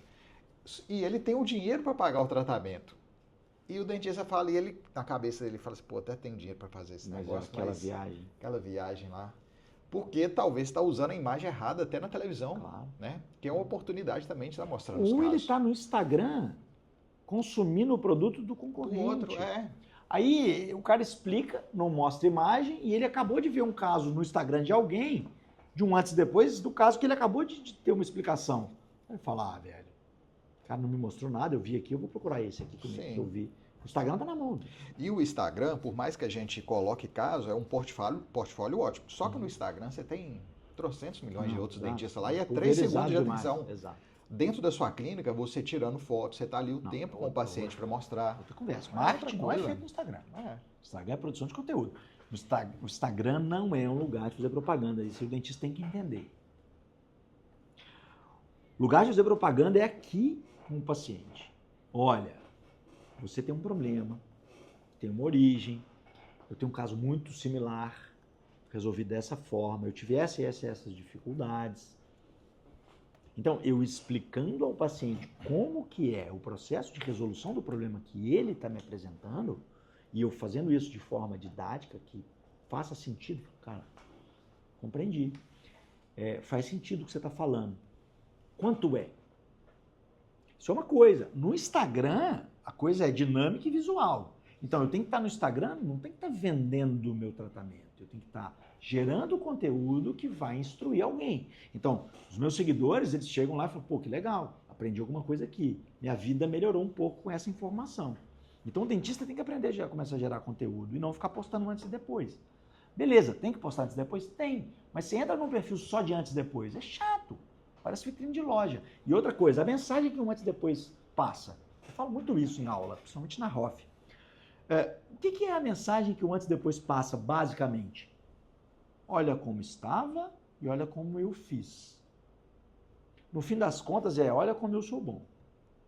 É isso que eu estou apresentando. Olha, eu entrego. Olha como eu sou bom. Eu peguei um copo e transformei numa garrafa. Olha como eu sou bom em transformar copo em garrafa. Só que eu tenho 500 disso. Olha como eu sou bom. Olha como eu sou bom. Então, quando eu entro num perfil recheado de antes e depois, a mensagem é, olha como eu sou bom, olha como eu sou bom, olha como eu sou bom, olha como eu sou bom, olha como eu sou bom. E a fotografia é um mundo de possibilidades. Eu tenho muito mais coisa para falar fotograficamente do que só falar, olha como eu sou bom. De antes e depois. Olha como eu sou bom, olha como eu sou bom. Então eu peguei o meu Instagram ontem e mostrei para o pessoal da aula o seguinte: nós temos um projeto social lá no Thiago Maior, a gente atende a comunidade da Serra, que é atendida no atendimento fraterno, a gente agora faz um atendimento odontológico deles. E aí, cara, chegou uma mãe com um filho para a gente atender. Você vê que meu Instagram não tem um padrão de nada. É bem parecido comigo. Mas aí, cara, eu vi esse menino e falei, cara, esse menino é bonito demais. Me manda já que eu... Esse menino é bonito demais. Deixa o titio tirar uma foto sua. Uhum. Só que ele é um menino mais desconfiado. Tímido, assim. Ele não é um menino que vai no colo e Ele é mais desconfiadão. Então eu consegui pegar a expressão de desconfiança dele. Aqui eu tenho uma janela do lado direito.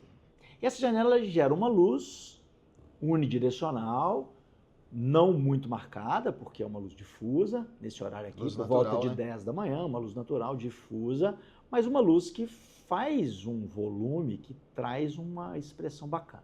Beleza, eu gosto disso, isso me atrai, eu gosto de executar esse tipo de foto. Então, esse é o filho de uma paciente de um projeto social, mas é um ser humano, que tem um olhar, que tem um apelo emotivo. E aí, quando eu coloco isso no meu Instagram, pessoas conectam com pessoas. Aqui eu não estou falando, olha como eu sou bom. Estou falando, olha como eu enxergo o outro. Olha como é que eu percebo as pessoas ao meu redor. No olhar do mundo e tal. E aí, cara, essa semana retrasada, eu vi uma outra criança que também foi acompanhada lá, que eu falei, gente, é a mesma parede, a mesma situação. Mesmo local, né? Mesmo tudo, mesma luz. Só que agora eu falo assim, faz cara de mal pro titio, porque ela tava super brincalhona. Essa é a cara de mal dela? É, ela tava chegando da festa junina da escola e super feliz, super alegre. Eu falei, mas você tá muito feliz, eu quero ver você brava agora, porque eu lembrei da carinha do outro, mais bravinho assim. E aí ela fez essa carinha de brava, assim, ficou lindo, lindo. Então, assim, a gente, com a fotografia, cara, a gente tem a oportunidade de fazer muita coisa. De fazer muita coisa pelos pacientes, mas principalmente tirar o medo deles, tirar a insegurança deles, mostrar para eles que eles estão num lugar seguro, que ali já foi feito aquele procedimento, ou que se não foi feito, eu já estudei em outros lugares e vou fazer o dele da melhor forma possível, registrando, tentando acertar. E ele vai passar a ter uma outra visão da profissão. Outra coisa. Odontologia. Se o E paciente do chega no profissional, seu né, consultório, se o paciente chega no seu consultório para fazer lente de contato sem indicação, pega um caso que você resolveu sem lente de contato e fala, olha aqui, esse caso, o paciente também queria lente de contato, mas a lente de contato é muito ruim para você. Se fosse um caso indicado, a gente faria, mas o seu caso eu consigo resolver com pequenos acréscimos de resina e um polimento, porque seu dente está arranhado, enfim. E aí você consegue convencer o paciente a não tratar. O paciente vai na sua casa para comprar de você e você convence ele a não comprar, porque nós não somos vendedor de serviço. Você tem aquela foto? Nós somos professores, nós somos cuidadores de gente.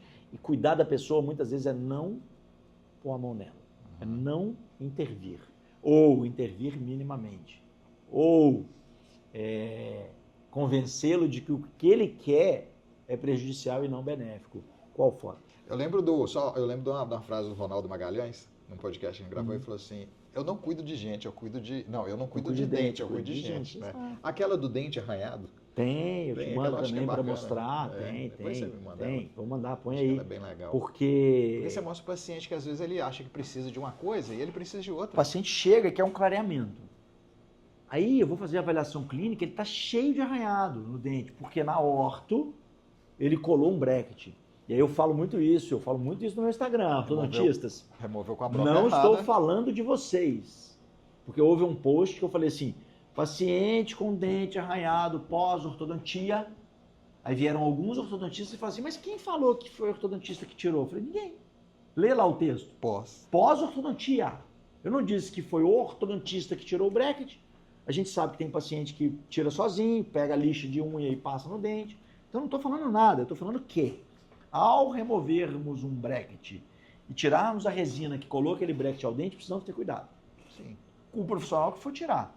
E muitos pacientes chegam com arranhado. E esse arranhado, ele é muito facilmente detectado. Então, muitos dos pacientes não querem clarear o dente, porque eles já têm o dente claro. Ele quer clarear, na cabeça dele é um clareamento. Mas quando você observa um arranhado, aquele arranhado está espalhando a luz. Então, o dente não está brilhando. Por ele não estar brilhando, ele fica mais apagado. Por ele ficar mais apagado, ele parece estar mais escuro. Então, muitos casos eu resolvo com acabamento e polimento do esmalte. Sim. Resolvendo o arranhado, o resto de resina que está no dente, com disco Soflex, broca multilaminada, pedra de arcância, enfim, uma série de artifícios. E aí vários pacientes chegam para clarear e saem de lá com 3 sessões de polimento coronário. E se precisar. Aí, depois disso, ele fala, cara, dá para clarear? Dá. Mas a indicação não era clareamento. E o resultado vai ser totalmente Isso, e aí ele vai ele vai consumir o produto que ele tem que consumir. Sim. E não o que eu quero que ele consuma. E o que está acontecendo muito na odontologia, principalmente depois do advento da harmonização, e aí não tem nada a ver com a harmonização, tem tudo a ver com o profissional que executa a harmonização, porque a harmonização é uma área maravilhosa, que tem profissionais maravilhosos, mas uma parte desses profissionais, como tem na dentística, como tem na prótese, Como tem em estão qualquer área, em fazendo qualquer merda. profissão. Em qualquer área, em qualquer profissão. Quem pega um carro e atropela uma pessoa, e quem pega um carro e vai levar lanche, alimento para um morador de rua. Então, é um instrumento. Então, a odontologia é o nosso veículo, o que eu vou fazer com ela é que muda. Pessoas que chegam no consultório precisando de fazer algum procedimento estético e o dentista, em vez de falar, não, você não precisa de procedimento estético, você precisa de terapia. Seu problema está na sua autoimagem, na sua autoestima. Aí depois que você tratar a sua cabeça, nós podemos melhorar seu bigode chinês, nós podemos fazer um preenchimento. Mas o preenchimento não vai resolver a sua frustração. Nós, como profissionais de saúde, precisamos ouvir o paciente e diagnosticar se o problema dele é psicológico ou é facial. Porque se for psicológico, não é o preenchimento que vai resolver. Não é o fio de PDO, não é o lip lift, não é a lectomia, a rinoplastia, a orelhectomia, nada disso. É um tratamento psicológico, talvez psiquiátrico. Teve um dia que eu fiz, eu trabalho muito com a linguagem irônica. A ironia é um traço meu de comunicação, então eu me comunico usando a ironia muitas vezes. E aí um dia eu resolvi trazer um post com uma demonstração que eu fiz numa aula, e eu falei, cara, eu vou de voadora, eu vou ser um pouco mais explícito na minha comunicação. Então eu coloquei meta, vai passar para vocês aí, ficar rico. Como enganando as pessoas. Uhum. E eu fiz um tutorial. E chegou um momento que eu falei, quanto mais convincente for seu texto e mais extravagante for a diferença entre um antes e depois, mais pacientes que procuram milagres vão chegar até você. Quanto mais pacientes iludidos você tiver, mais fácil vai ser empurrar tratamentos desnecessários. E aí esse post, eu postei ele já esperando porrada, não tomei porrada, muito pelo contrário, eu tive uma enxurrada de comentários me apoiando, de compartilhamentos, salvamentos, dizendo, olha, alguém precisava falar disso, alguém precisava falar disso. Já haviam outros professores que tinham falado disso, mas não de maneira tão direta ou tão enfática assim. Falando, olha, meu intuito é ficar rico e eu vou enganar as pessoas. E aí, a quantidade de gente que está irritada com isso é muito grande. Mas como que a gente vai fazer isso? E aí veio a ideia da comissão pelo CGO, normatizando. E para normatizar a gente precisa estudar, precisa instruir as pessoas. Então, o nosso trabalho vamos levar conhecimento de qualidade, mostrar como que é o certo. Como que deve ser porque feito. Naturalmente o errado vai perdendo força. O fato é que isso é um assunto delicado.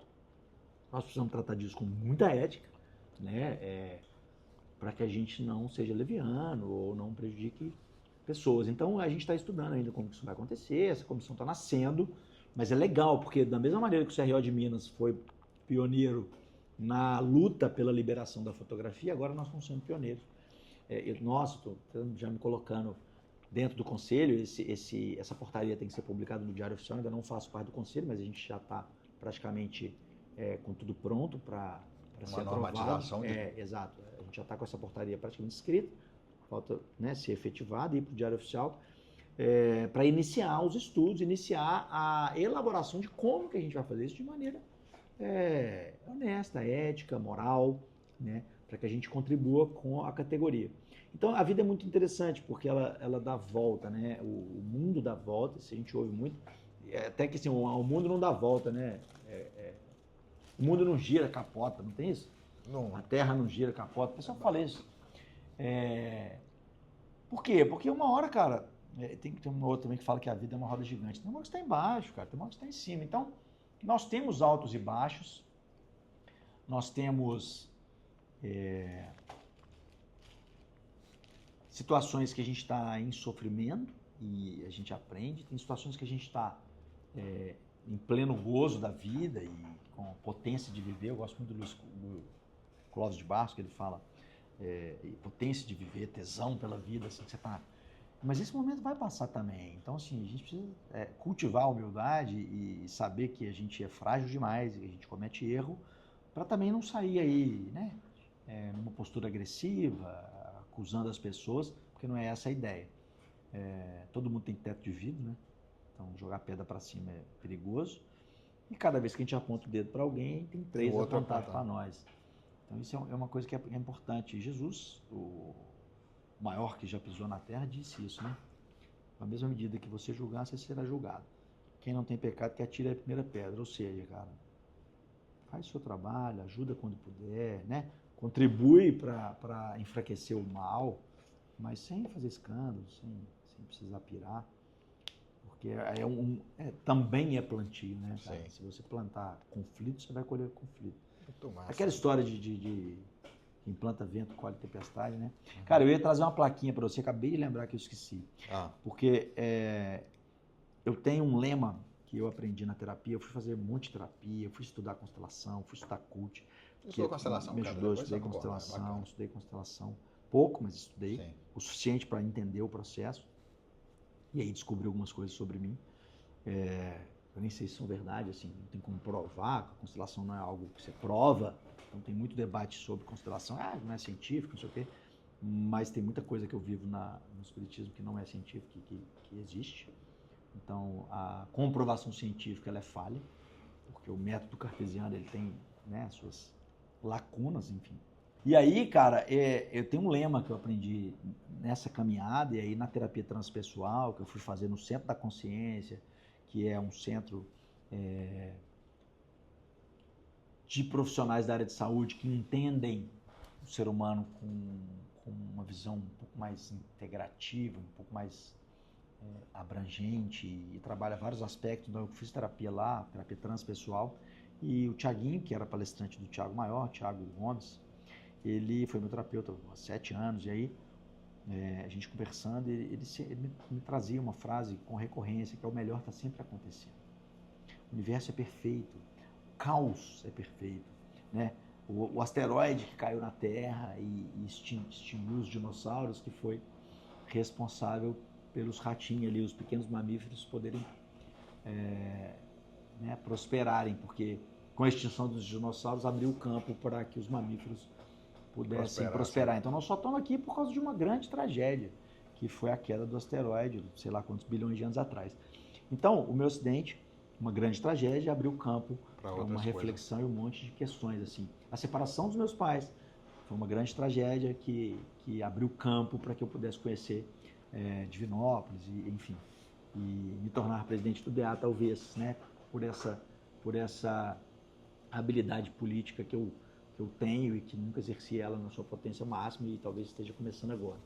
Mas o melhor está sempre acontecendo. Seja na hora boa, seja na hora desagradável, se eu tiver olhos de ver e ouvidos de ouvir, eu consigo extrair ensinamentos ali, eu consigo extrair positividade mesmo de momentos ruins, né, desagradáveis. Eu não gosto de chamar de momento ruim porque foi bom. Desagradáveis, momentos que nos tiram da zona de conforto. Então, eu levo sempre no slide das minhas aulas, o melhor está sempre acontecendo. Em algum momento da aula eu conto do acidente, eu conto do alcoolismo, essa mensagem eu levo sempre, porque é uma mensagem... de alerta também, né, cara? Então, é uma mensagem que eu preciso, eu vivi... E até para você estar sempre se lembrando disso. Além disso. Viver, né, cara? Além disso, assim, eu vou sedimentando em mim a certeza do caminho que eu quero seguir agora, e eu vou levando a mensagem, porque às vezes alguém está alcoólatra, às vezes alguém está dirigindo e bebendo, às vezes alguém está com o pai alcoólatra. E aí, essa mensagem de superação que eu passo rapidamente ali, muita gente chega e fala... Eu nunca recebi alguém que falou assim, cara, descobri o F, foi sensacional.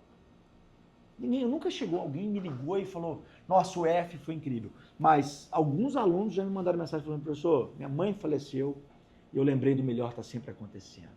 E aí eu pude passar um luto mais tranquilo. Eu bati o carro e aí eu lembrei do melhor está sempre acontecendo. Algo acontece e essa frase ela toca. Então, na última imersão eu fiz umas plaquinhas, eu peguei o slide, imprimi, plastifiquei e eu tinha uma para trazer, cara. Depois você entrega ela. Depois eu te dou. Agora, acabei de lembrar disso, porque essa frase ela ajuda a gente, cara, a seguir com um pouco mais de serenidade. E aí, tem muita gente que não acredita em Deus. Tudo bem, tá tranquilo. Mas, para quem acredita em Deus, acreditar que Deus, o ser supremo do universo, a inteligência maior, o amor infinito, A justiça que nunca erra vai punir alguém por alguma coisa, sabe? Isso é meio incoerente. Incoerente, né? Então, sabendo disso, que Deus É pai. é pai, e pai cuida e ama, igual a gente com os nossos filhos, e quem escolhe o caminho, né? E eu escolhi o meu caminho, meu filho vai escolher o dele e vai sofrer as consequências dessa escolha, que é simplesmente isso, assim. O universo está funcionando bem, eu escolho e dentro dessa escolha eu tenho um resultado dessa escolha, consequências dessa escolha, e que essas consequências vão ser do jeito que eu gostaria, ou que eu imaginei, ou não. E que se eu consigo perceber isso, eu reajusto a rota. Sim. Porque Deus vai estar me apoiando, né, se eu reajustar a rota, principalmente se eu estiver em alinhamento com as leis dele, que são as leis que regem o universo. Porque se eu estiver contra a lei, se eu pular do prédio, eu estou indo contra a lei da gravidade, que é uma lei de Deus, é uma lei da natureza, é uma lei física. Então eu vou colher, vai dar ruim. Vai dar bem ruim. Então, se eu tiver distoante das leis naturais, gente, o Espiritismo é isso. Ele te ensina leis naturais. E a lei principal do universo chama lei de amor. A lei que rege todo o universo. O amor é o que rege a vida. E aí, se eu estou me maltratando as pessoas, eu estou contra a lei de amor. E aí, o que eu estou fazendo? Plantando dor. Sim. Então a gente começa a entender isso e fala, cara, se eu estudar o Evangelho, se eu estudar Jesus Cristo, que é o maior mentor que já passou na Terra, se eu estudar pessoas que estudaram Jesus, ou pessoas que não estudaram Jesus, mas já trazem dentro de si o Evangelho, traduzido de outras maneiras, Buda que fala do Evangelho de outra forma, enfim, vários, não precisa ficar citando aqui, mas todos os grandes avatares que passaram pela humanidade seguem o Evangelho de Jesus, é incrível. Até os de antes de Jesus, né? Se a gente entende isso e começa a ajustar a rota, toda vez que a gente percebe que a gente está indo contra essa lei de Deus, ou seja, sempre que a gente está pecando, o pecado é simplesmente desviar a rota da lei da natureza, então fica muito fácil, apesar do trabalho que vai dar em função dos condicionamentos que a gente desenvolveu ao longo das eras, fica muito mais fácil levar a vida, porque apesar de estar tudo muito difícil, você sabe que amanhã vai melhorar. E que quando tiver tudo bom, você sabe que vai vir um momento de dificuldade. Sim. Então você para de tomar susto. Você para de se assustar com as coisas, porque a vida é do jeito que ela é, cara. Só que a gente às vezes romantiza muito, né? Então o acidente ele foi um momento que me deu essa lucidez, que falou assim, opa, não é tudo flores igual você imaginou não, garoto. Presta atenção que a vida cobra responsabilidade. E aí eu pude reajustar a rota. Então todo mundo pode reajustar a rota. E o melhor está sempre acontecendo, eu quero que você deixe aí em algum cantinho, para você sempre lembrar. Pode deixar. E a galera que vier aqui poder lembrar, e talvez você deixar essa mensagem aí propagando. Porque meus alunos agora, eles propagam isso. Nossa, eu falei do melhor está sempre acontecendo para minha mãe, ela perdeu a minha avó e ela ficou super tranquila. Porque não existe tragédia, né? No fim das contas. E aqui, esse telefone aqui, Edson, isso aqui é uma máquina do tempo. Isso aqui pode ir para o passado, pode ir para o futuro. Isso aqui eu falei de fora, cara. Pode tinha um na casa da minha avó. Conectar com qualquer pessoa. Ele vai tocar e você vai poder falar com a pessoa. Ou com você mesmo, com outra pessoa. Você tem na sua cabeça com quem que você quer falar? Cara... Ele vai tocar já, aí você vai ter essa Vamos oportunidade. Ver quem que vai estar lá, ué. Vamos ver quem que vai falar comigo. Tá preparado porque aí? Quando ele tocar, vai ter alguém na linha. Vai estar lá, caladinho escutando. Então, eu preciso saber quem vai estar lá, não faço ideia. Pois é. Será que eu atendo? Aí é contigo, né? Porque quando se tocava na casa da minha avó, às vezes a gente não atendia. Quando a gente sabia que era alguém que não ia ser legal, a gente deixava tocar. E era tão alto o telefone antes, cara, que você escutava em qualquer lugar. Alto.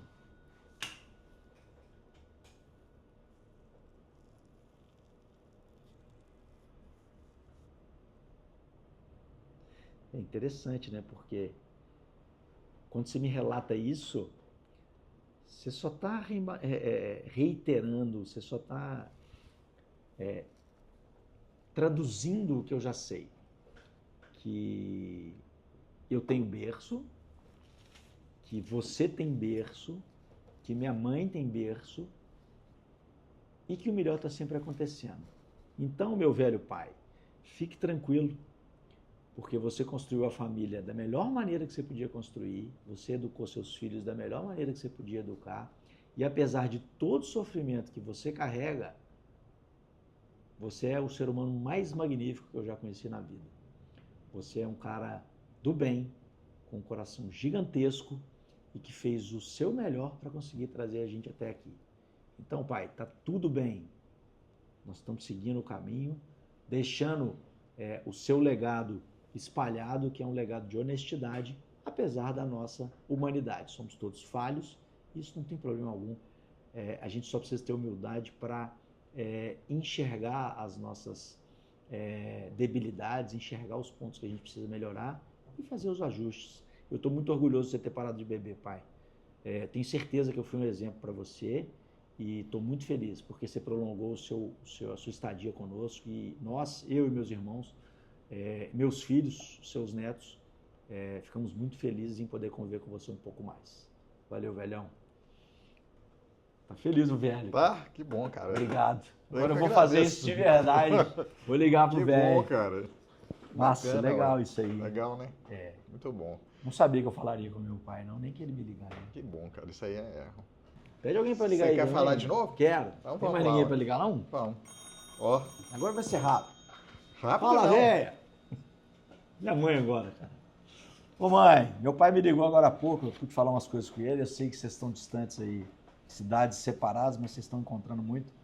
Então eu falei com o Edson Pai, que ele fez o melhor que ele conseguiu fazer, e eu sei que você também pensa assim, a gente já conversou sobre isso.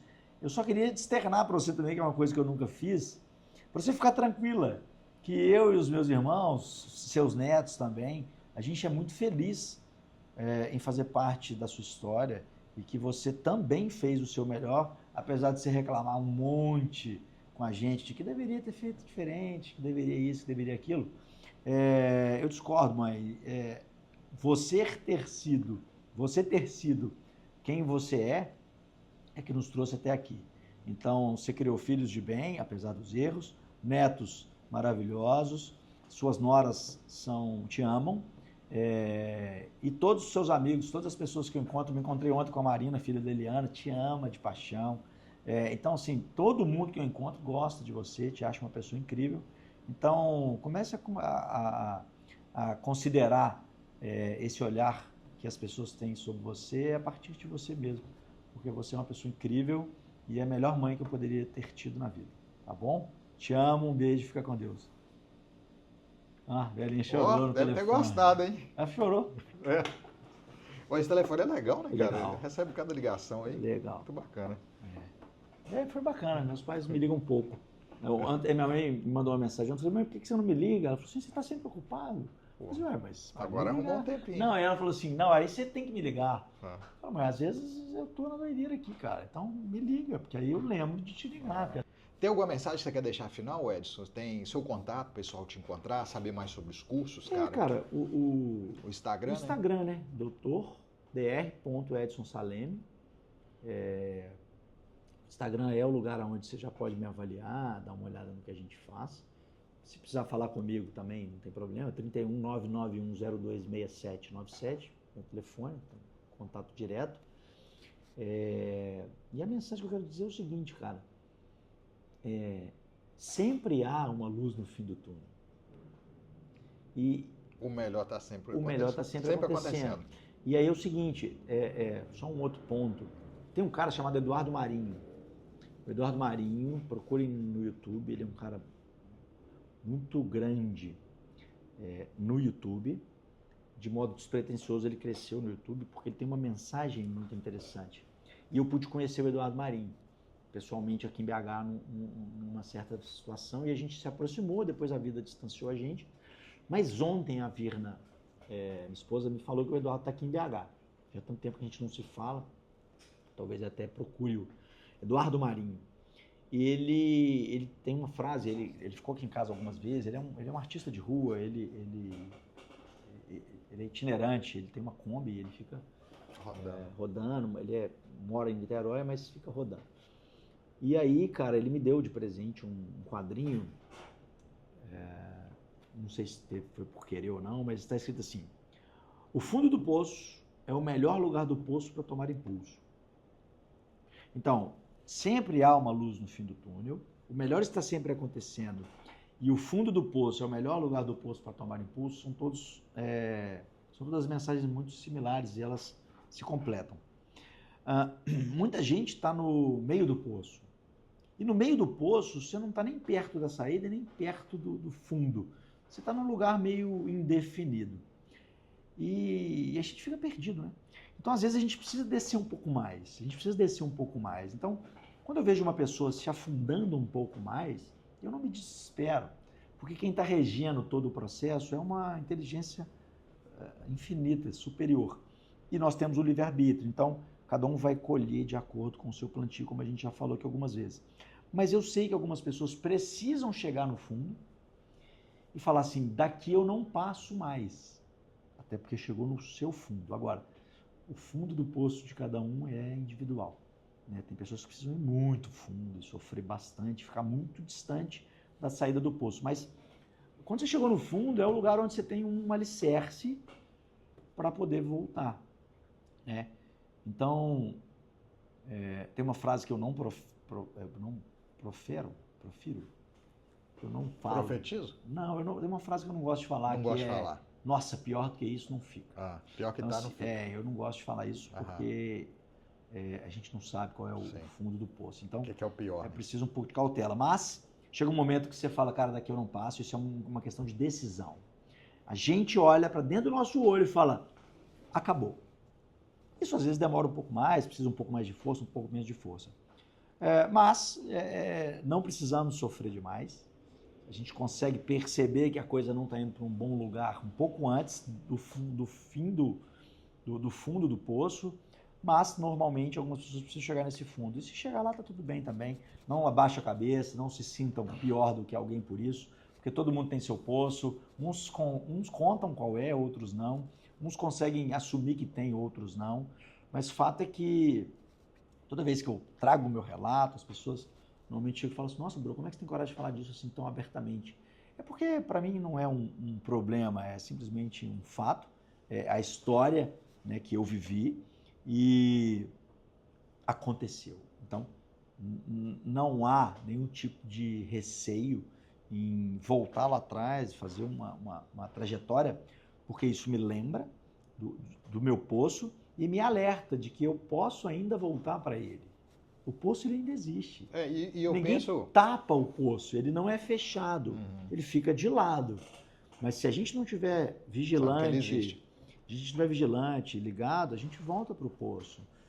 Porque nós somos seres humanos. O ser humano ele é muito facilmente seduzido por questões externas. Até a gente atingir um grau de maturidade espiritual interessante, estiver já seguro de um novo patamar, a gente precisa estar cauteloso. E esse poço, eu acho que a gente tem que aproveitar disso que a gente aprende com outras pessoas para a gente evitar também de cair, que eu acho que é mais importante também. Nós estamos rodeados de exemplos. Eu preciso errar para aprender. Não, você pode ver o erro de alguém que foi, te contou e você fala, poxa, eu não preciso passar por isso, né? Então é isso. Você precisa fazer planilha na mão? Tem um Excel aí. Verdade. Não, mas eu vou fazer na mão porque eu gosto de lápis. Beleza, você pode fazer, não faz sentido. Sem dúvida. É isso? Prazer, Edson. Valeu, até cara. o próximo, cara. Obrigado acho que tinha demais. muita conversa pela frente aí, né? Vai mais um bocado. Nós podemos voltar, pô. Vamos sim. Falar de técnica fotográfica.